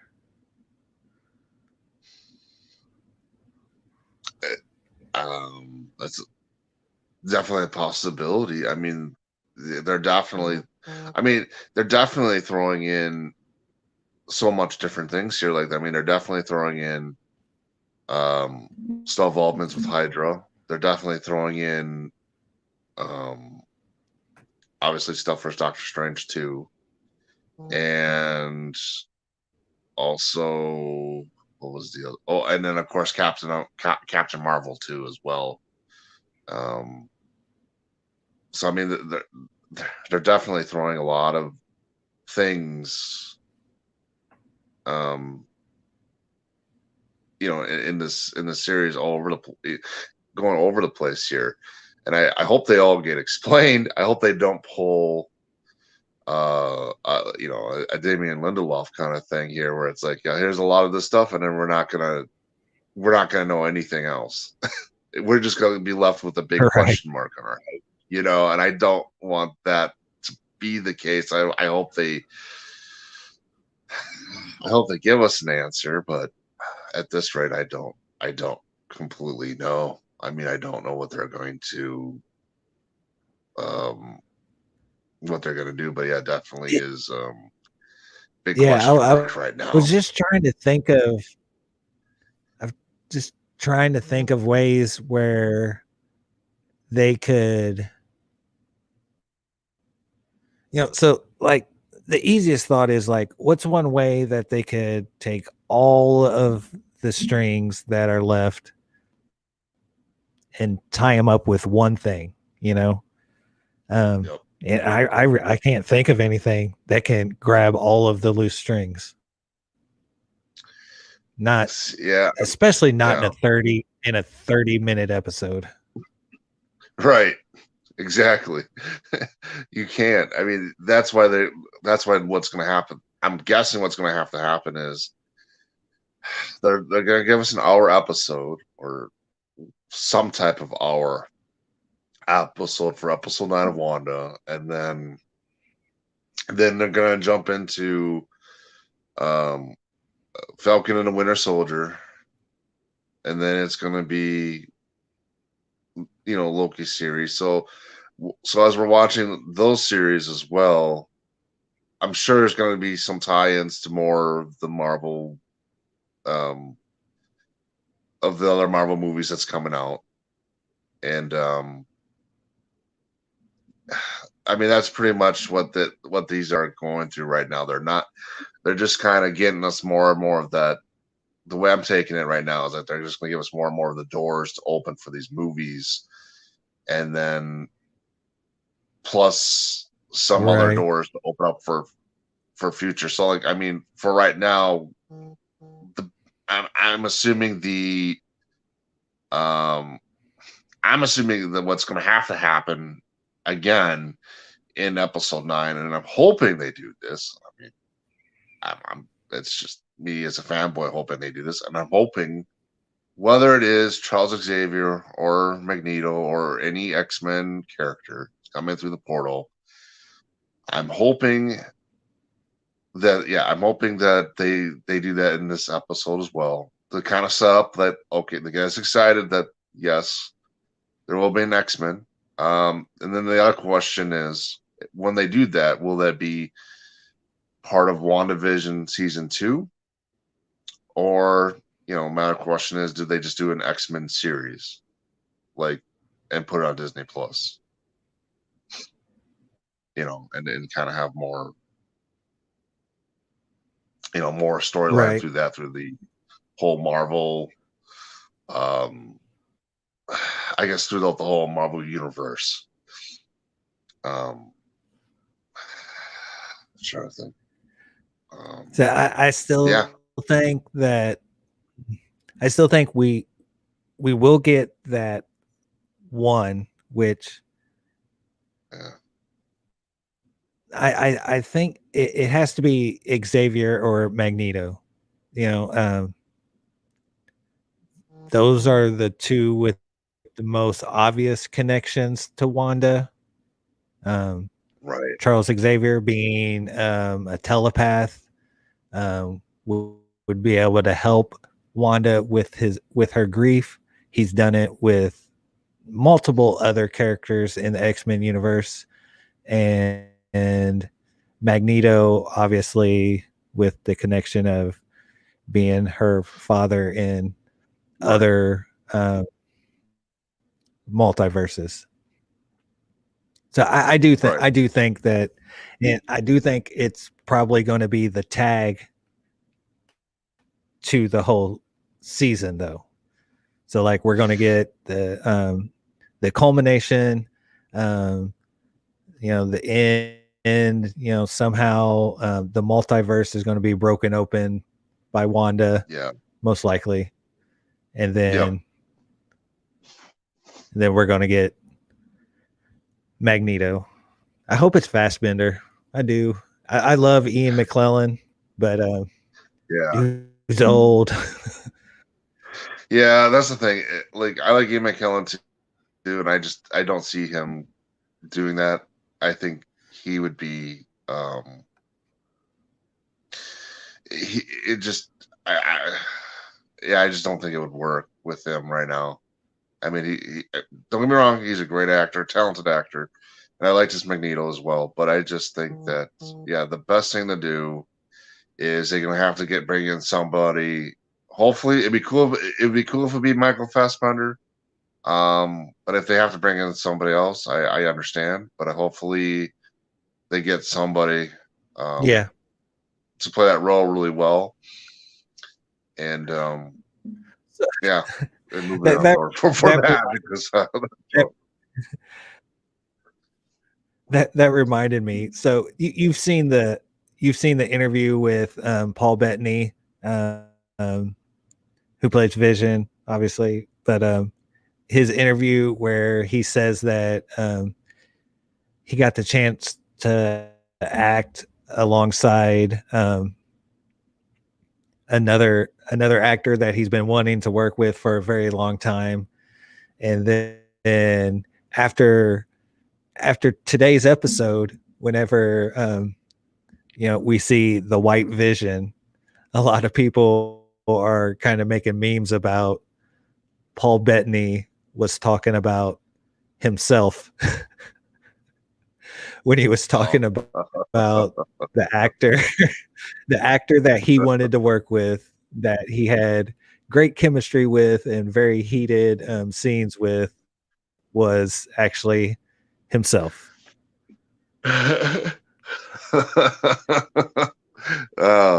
That'd be it's possible that he was doing himself a little inside joke there. Yeah, for sure. Right. That's great. Like that would be like the biggest troll of ever. like I was really excited to work with this actor, and then it's just himself.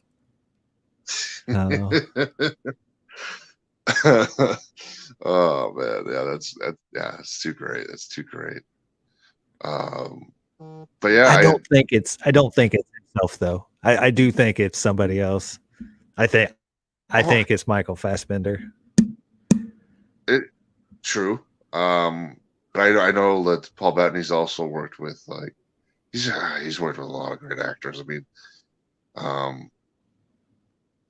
was gonna say he did a lot of I mean I know that he's passed away, but I mean he worked with Heath Ledger and he's worked with Alan Tudyk, so it's possible if Alan if Alan Tudyk comes in and he plays Magneto, that would be kind of interesting. I mean, he's doing a lot of DC stuff, but also he could do a Marvel thing too. You know, he could be a very powerful Magneto if he wanted to be.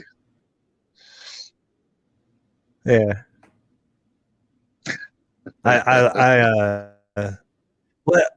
His character on the Harley Quinn animated show, Alan Tudyk. Oh, what? Yes, Joker. Does he do the Joker also?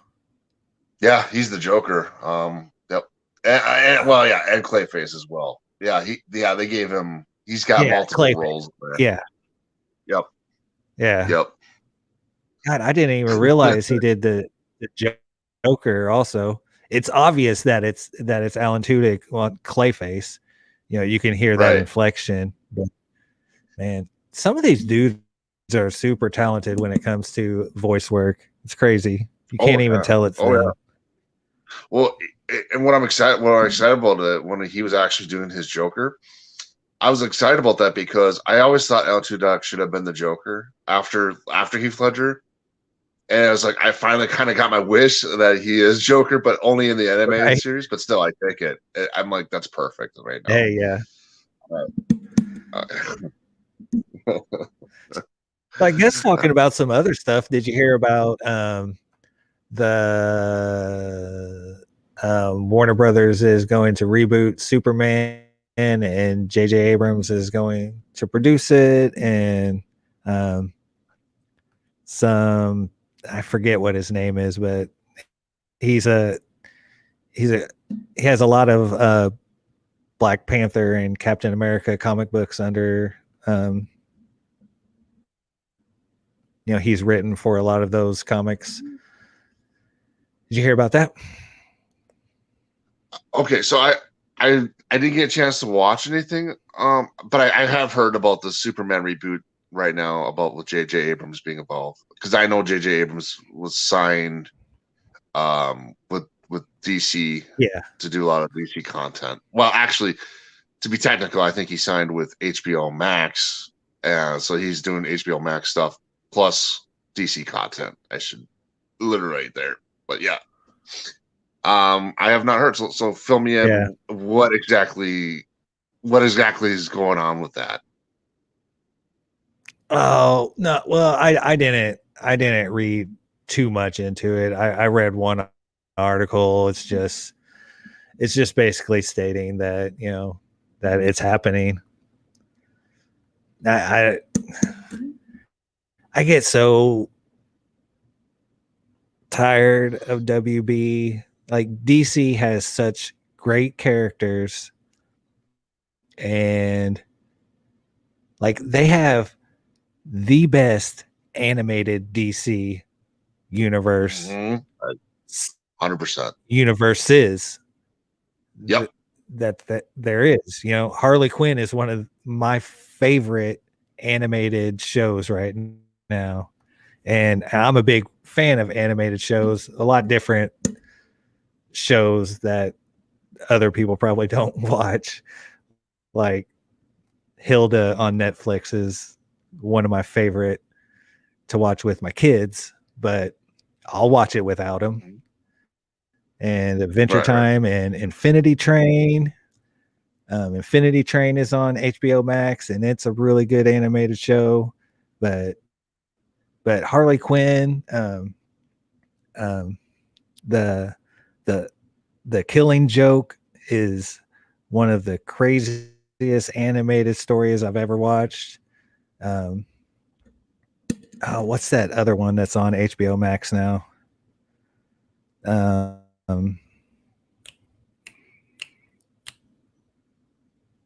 I forget, but they just kill it when it comes to animated movies, and Oh yeah, I just don't absolutely. understand why they can't get.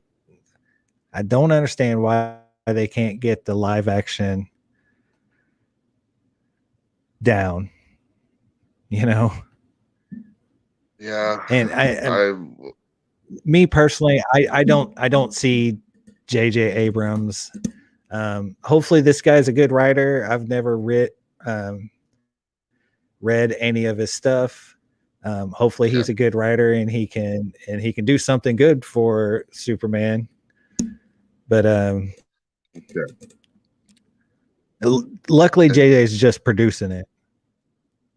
Yeah, no, I know that if he directs anything, it'd probably be in the series, the Justice League Dark series. If he does any directing, because I know he'll be EP and producer, but I think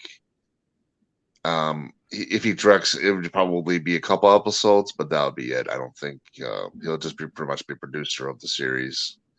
And as far as Superman goes, yeah, I know that he's gonna produce it, but I'm kind of curious. I hope he doesn't do what he wanted to do back in 2013, which is like they were just gonna do a trilogy and of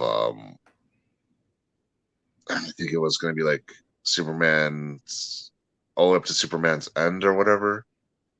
I think if I remember correctly, because he originally JJ had a trilogy plan and they were close to Oh, did he? greenlighting it, but they I didn't know decided that. not to, or not 2013, but it was like, yeah, it had been earlier than before Zack Snyder before he got the job. Must have been Oh 2008 yeah, or 9, yeah. something around there. Yeah, it was something about like, yeah, he was gonna have Superman fight Doomsday, and then he was gonna come back, and then, but it was just gonna be like a whole trilogy thing, and then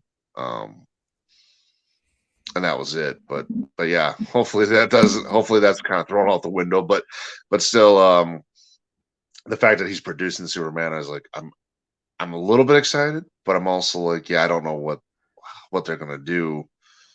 Because like as far as I know, is that everyone's frustrated because they don't know if Henry Cavill's in or out. And Right. Yeah. and yeah, because they didn't have a casting list for Superman. It's just it's just him Yeah. producing, It's and the and writer. that's and the writer. Okay, and you said the writer, he wrote part of Black Panther. Is that or something else? Oh, comic books. Oh, he wrote. Okay, so he Like wrote. not he wrote Oh, so they're a going right lot. to okay. So they're going Yeah. right to a comic book writer. Yep. Oh. Well, that's actually kind of a smart move because, at least for that part, because at least now we'll finally get a little bit of a comic book texture feel for this move, for at least for this part of the movie. I think Right. that's Yeah. actually a very. I mean, that move alone is a good move, in my personal belief, because what they need to do is you need to hire a comic book writer and you need to hire one movie script writer, and you have them both kind of talk it out, and then basically Yeah. Yep. let that be, and that's which again, that's what they should have done for a lot of these movies way back then. It's like, guys, just take a comic book writer and a storyboard comic book artist, and sit down and have a good conversation on how to get these movies to be made. I mean, that should have been the get-go since day one. Right. uh, Yeah. but yeah, okay, but all right, that part is not an issue with me. But yeah, I mean, I definitely, hopefully though, they give Superman justice, and I mean, I'm hoping it's Henry Cavill. Here's the thing: I hope it's Henry Cavill playing Superman, and I'll be fine with it being um a new version to that story. I'm totally down with that. If that's the Right. case for that, and because like, okay, so um I guess to add to that question, how do you feel right now with everything that they're doing for the Flash movie?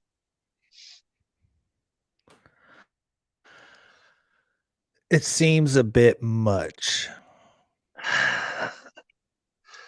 you Right. know, like so you're gonna have Michael Keaton Yep. um bringing in Jeffrey Dean Morgan as Thomas Wayne Batman. I Right. forget what it's Right. called. Um, Flashpoint. Bringing in Supergirl. Yep. Um, yeah, it just seems like a lot that, now who knows whether or not all of that's true.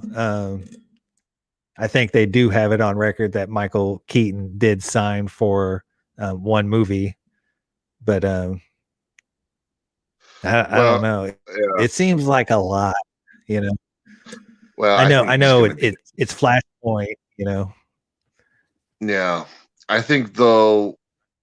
I gotta believe that Michael Keaton. I know right now they confirmed the one movie right now, but I gotta believe they signed him for multiple movies if they're gonna go with him on this, because especially if they're talking Batman Beyond as well. Um, If they do, if 'Cause Batman Beyond comes out of that and Michael Keaton's playing, the Bruce Wayne older Batman, mhm. Yep, I think I'll be fine with everything. yep. Yeah, I think that's what's gonna lead into is that he'll whether because I know the one part is right now that we'll see the Michael Keaton regular Batman right now.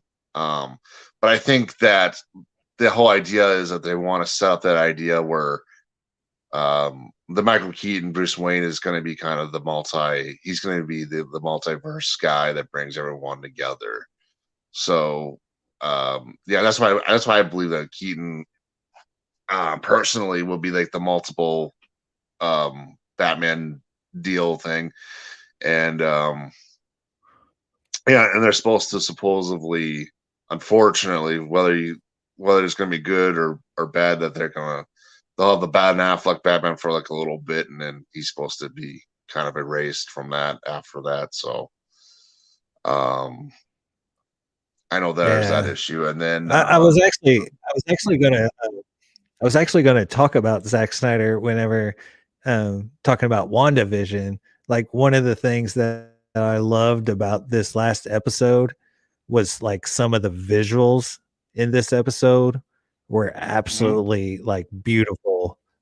Like starting from the beginning, um, the whole the coven and the magic and there and how the purple was taking over the magic, and then on Agatha's mother, whenever she went like beast mode or tried to go beast mode, like she got that like crown of magic on her head. Like that was really beautiful. And then the scene with Wanda interacting with the Mind Stone or the Tesseract and the Mind Stone. That scene was really beautiful. Like there's this part during that scene specifically where like she's looking at the Mind Stone and you see the like Scarlet Witch silhouette, and it like turns back to her, and like it's really close up to her eye, and you see the reflection of the Scarlet Witch silhouette in her eye, and it's just beautiful. And then like we were talking when she creates the hex. That was, it was just stunning visual effects. It was just awesome. Oh yeah. No, I agree with you. I thought, yeah, the visuals were very, very strong in this episode. And I thought they were really well put together. And in that sense, yeah, I thought I got to give the videography, and that's really, really well done. I thought, yeah, whoever did videography on today's episode did a really, really good job. It just made me think of Zack Snyder, because he always has, yeah, the very strong visuals, on point, very strong visual. Yeah. No, I totally agree with you on that. 100% on having this strong visuals. Let's see. Oh, and then I also wanted to know if it's true or not. I also heard that the rumors have been going on that Nicolas Cage will be possibly also in the Flash movie as Superman in the Keaton first part. Like with, so that's going to be interesting as well. Like that picture with oh man. You see, you got my hopes up with Michael Keaton leading into Batman Beyond, and then you had to say that Nicolas Cage was going to be in it. Yeah. Well, I love Nicolas that's what Cage, but yeah. But see, the funny thing is, though, like he was close to being Superman back in 1990 when Tim Burton was going to direct it. And the funny thing is, like I saw like a clip somewhere where he had the original suit on, the original Superman color suit. I thought he actually kind of looked good in the suit, but again, I don't know how he would. Yeah. I don't know how he would sound. I mean, I don't know if he would. If he's gonna play the character. I would hope he would play the character straight, but I don't know. I mean, hopefully he doesn't go. Right. Totally say Nicolas Cage is Superman, but yeah, we'll see. I know that was a rumor that was going on, but we'll see. We'll see who they or my feeling is if they bring it back Brandon Ruth as Superman for that particular version, because he would be also betraying Christopher Reeve's Superman. So if they wanted to do that as well. Right. So, I mean, I guess any of those two guys I'd be fine with for being the Christopher Reeves Superman. Just to kind of see that again would be cool. But hopefully the movie's going to be good. And then moving forward that's all I want.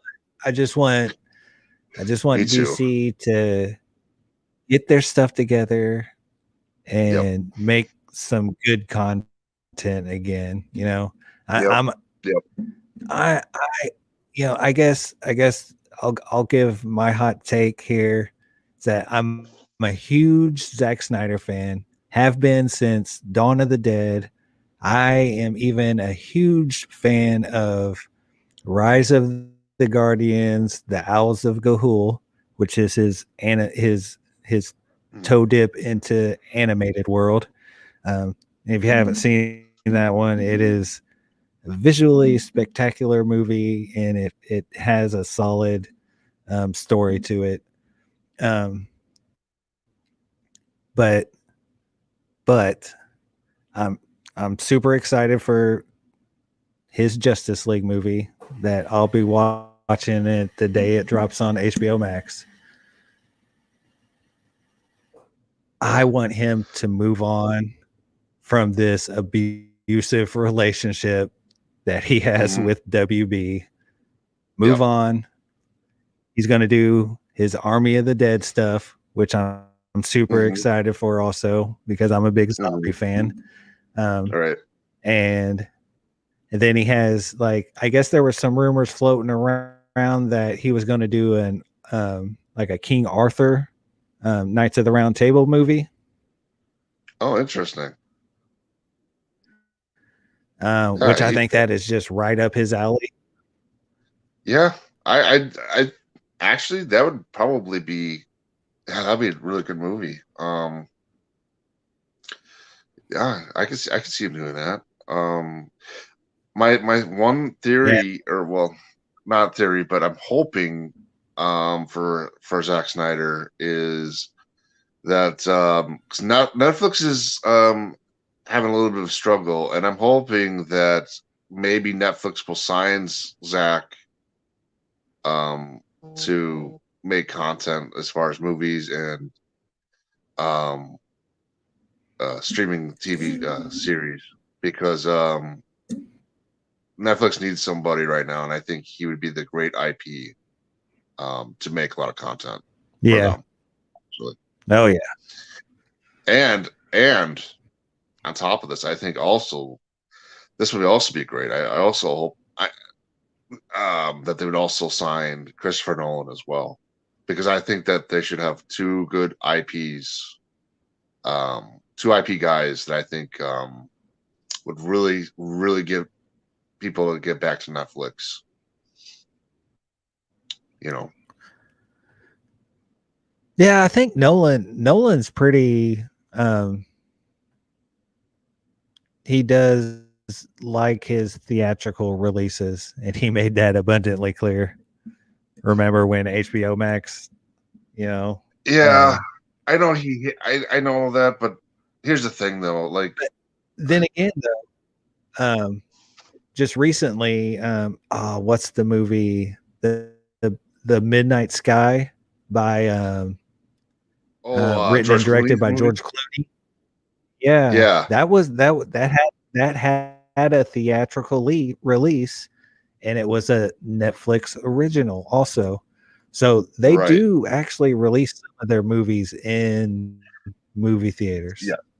Yes. Well, the I know Netflix has two movie theaters that they have built themselves. They got one out in California and Oh, in LA, and they have one in New York City, I believe, as well. But that doesn't mean that they couldn't like put a couple of those movies in theaters too. Like I mean, like with your AMC's or Marcus's or independent movie theaters, if they could yeah. totally get those guys to have movies also. I mean, the cool thing is if they sign Christopher Nolan, for example, if they sign Christopher Nolan and Nolan's like, yeah, I got this big movie plan, I want to do another sci-fi movie, like they're going this time, they're going to Mars or something like that, and so he has this big plan. He's shooting for the IMAX, and it's going to be on Netflix. And then at the same time, they're like, before it goes on Netflix, they'll go in the theater for like, maybe a couple weeks. They'll have it on IMAX theater. They'll have it on the regular movie theaters, and then by the third week, they'll put it also all on Netflix. So just to get that kind of double Right. revenue, um, and just to have that, so that way no one gets his theater experience. And I think they would also do that for Snyder too. If Snyder had he wants to do a big movie, they would like, okay, we'll put it in theater for a couple weeks, and then we'll have it put on Netflix right away, and he gets that revenue. So, I mean, I think that's a win-win situation for Netflix if they can sign both guys.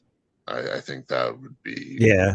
a huge win, because like I truly believe like if Nolan got signed with Paramount or Universal, yeah, they definitely would treat his content with great honor. But down the line, especially if Universal or Paramount decides to change their minds on something and um and Nolan and Paramount don't agree on something, then Nolan's back to the free agent, kind of going around studios again. So I just feel like at this point, Nolan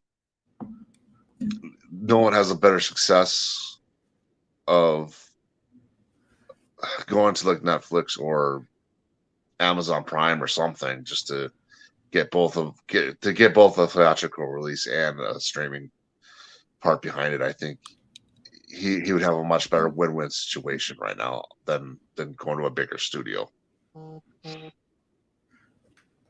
Right. Yeah, that would be awesome. I know Netflix is definitely doing a lot to I guess to gain Snyder's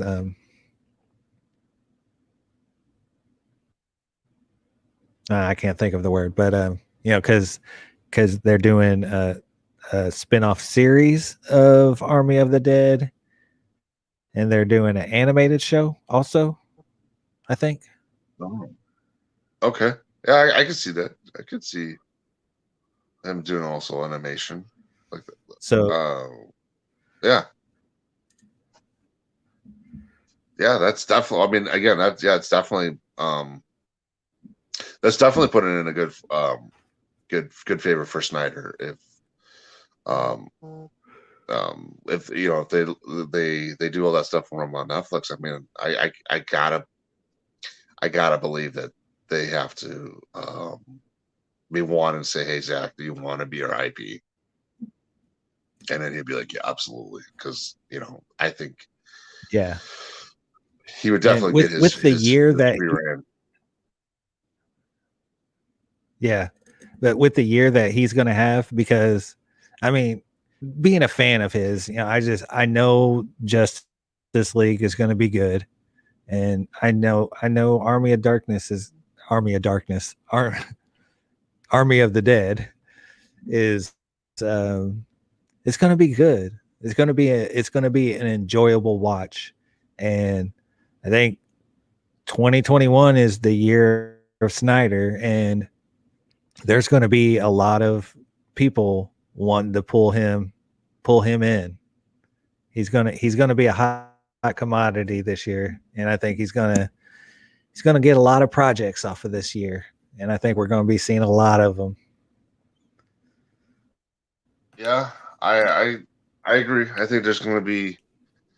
I think he's definitely going to have a big year. Let's see, I think him, and then I think some of these other movies too that down the line too that could be interesting with the especially right after his movie. Then we got the well, I'm excited for the Kong vs. Godzilla. Oh yeah.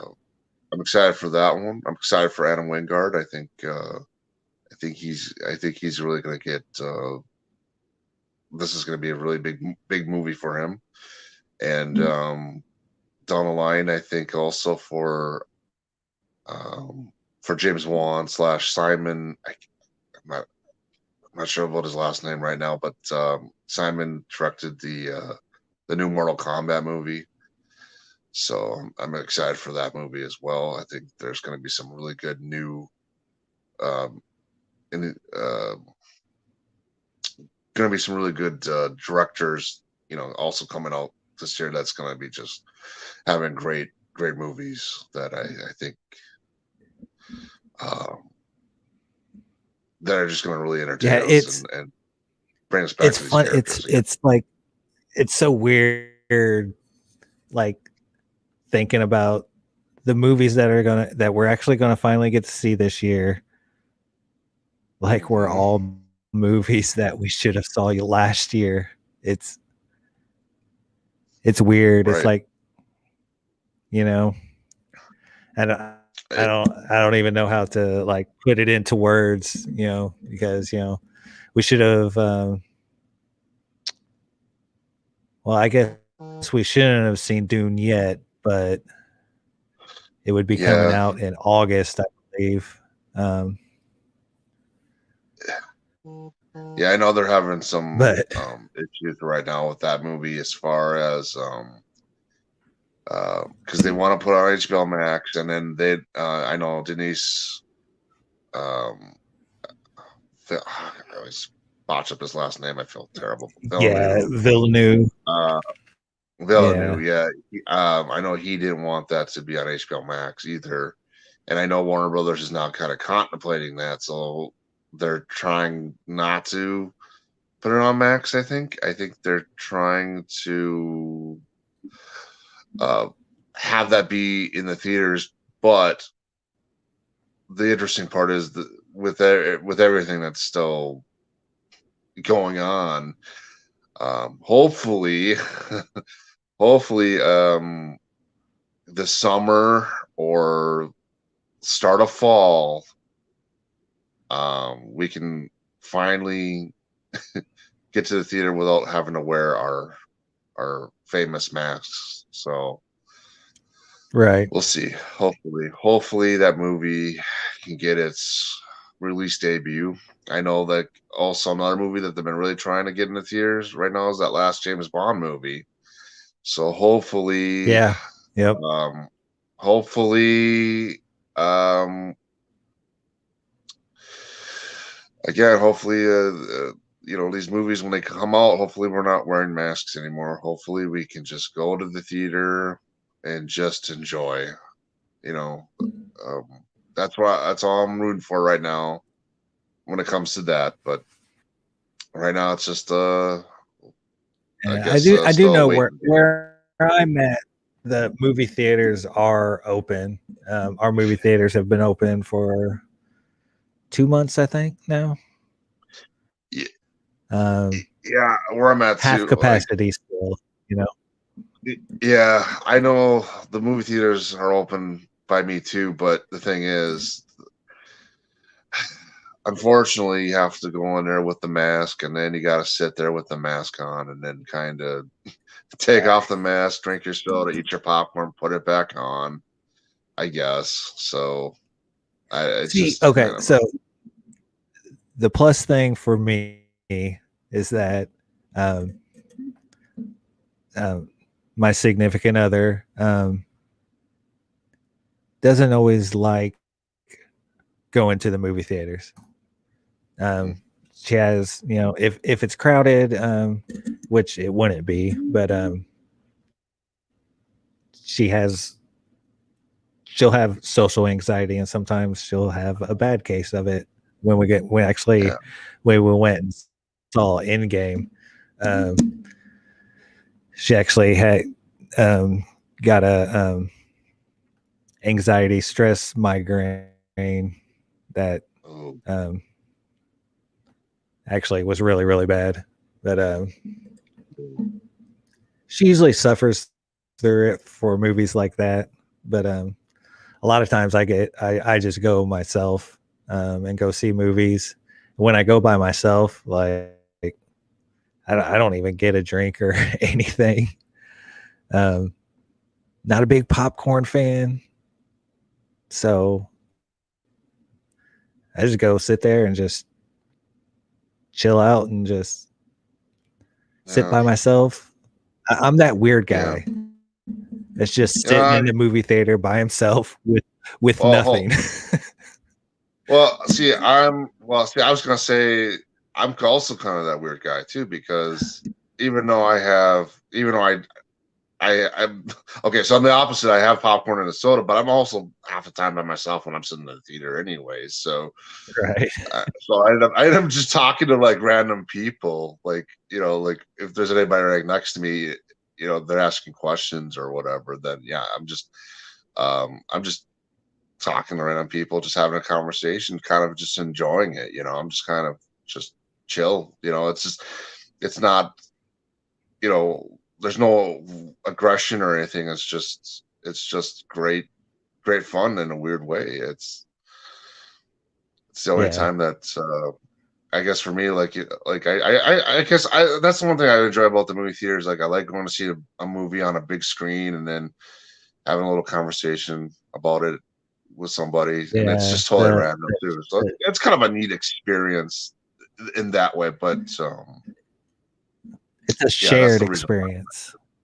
Yeah, I do like that.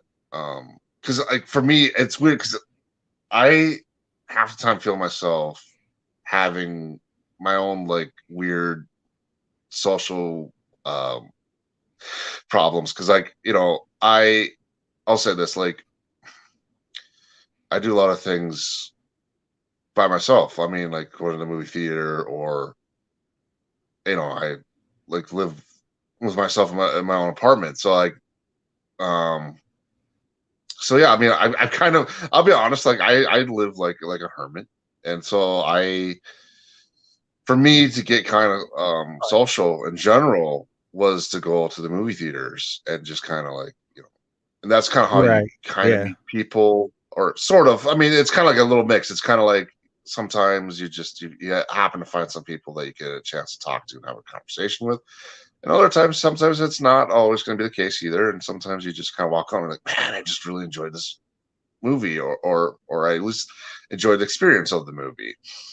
And yeah, so that's just kind of like me um kind of also working on, telling myself, hey, to kind of get socialized sometimes, because I don't uh always socialize. So the thing about being on here on YouTube, like, talking to you, is just kind of like, for me to kind of socialize as well. I kind of test my boundaries a little bit. I mean, especially on if you're on Twitter or Facebook or anything like that as well. Yeah, I mean, you're talking to people, but it's not the same either. It's a Yeah. little bit No, different. no. It's just mostly, it's just kind of, you're just basically texting. It's just words, and that way you're not actually face to face with the person. Where like at least on here, it's like face to face, and um, uh, also just wherever else you tend to go, like that's the human face to face experience. Um, but yeah, yeah. So that's pretty much it. It's just a lot of, I just test myself to at least be social. That's the only thing I have to say. I try to be better about that. So it's just, Yeah. I mean, I'm really hopeful that everything keeps on getting better, and mhm, me too. especially the movie theater experience can return to Yeah, normal. And yeah, yeah. that Me too. that's the movie. That's the movie that I'm super excited for this year is Dune. And Yeah, um, I remember watching that movie when I was younger. My mom was a big sci-fi fan. I remember her having the books. I've never read right. the books myself, um, but I haven't either. uh, um, I remember watching that movie a lot though, um, and Yeah. I remember it was weird. Well, see, here's the thing. I mean, uh, yeah, I mean, what I heard too is about that movie is that David Lynch. I mean, he really gave a crap about making that movie, and it sounded like the studio. I mean, I know they were losing budget too, but I mean, like a lot of things that he was putting into there, like he was really trying to um, put a lot of the book into that movie as much as he possibly could, and it just didn't, because of budget and other like other things going on. It couldn't. The studio gave him a hard time, so that's why he's like, yeah, I'm never doing that kind of stuff again. Anybody else can make that movie. That's fine. I don't care. But yeah, he was. Yeah, I remember that was a big deal to him. That was one movie that just it didn't go the way that he really wanted to get that movie made. Right. And what was Yeah, I've interesting, I heard a don't know. lot of people. Sorry, go ahead. Oh, I was just gonna say, like the only thing that they actually took his original script. I don't know if you watched the Dune series at all on. I don't remember if it was on Sci-Fi, but they did Yeah, it was on a Sci-Fi. Yeah. TV movie or whatever by Artisan, and no, I had my dad had that on DVD, so I watched that, and I guess that followed David Lynch's script, like followed what he originally had intended. Oh yeah. So I know that much. But go ahead. Go ahead. What you were trying to say. Oh, I was gonna say, I've heard a lot of people say that like Dune is like the unadaptable book. Like it can't be made into a movie. Like it's just That too hard.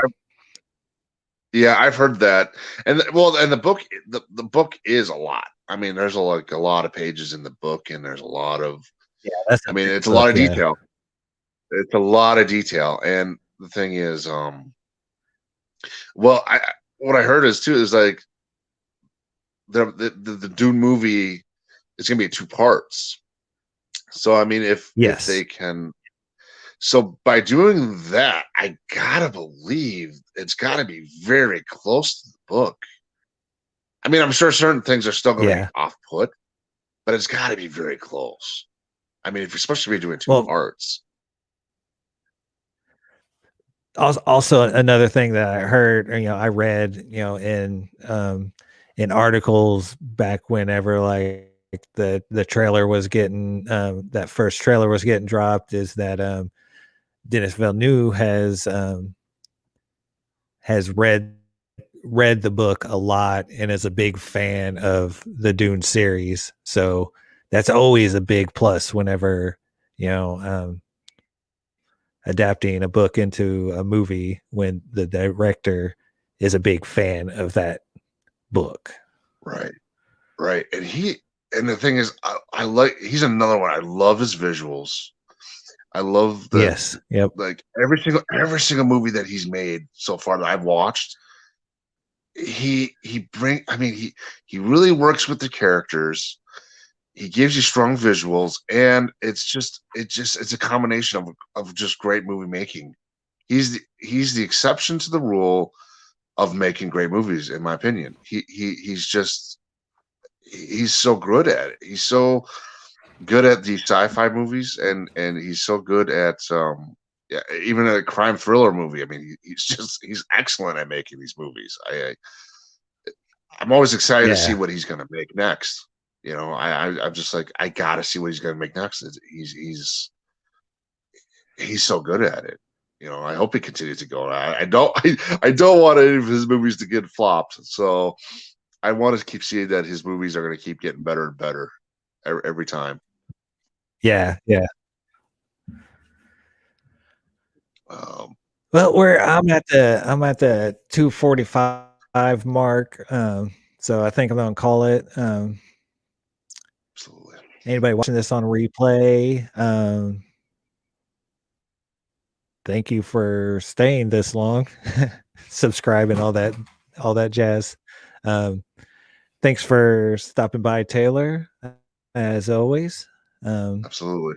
And we'll see you guys next week. Bye.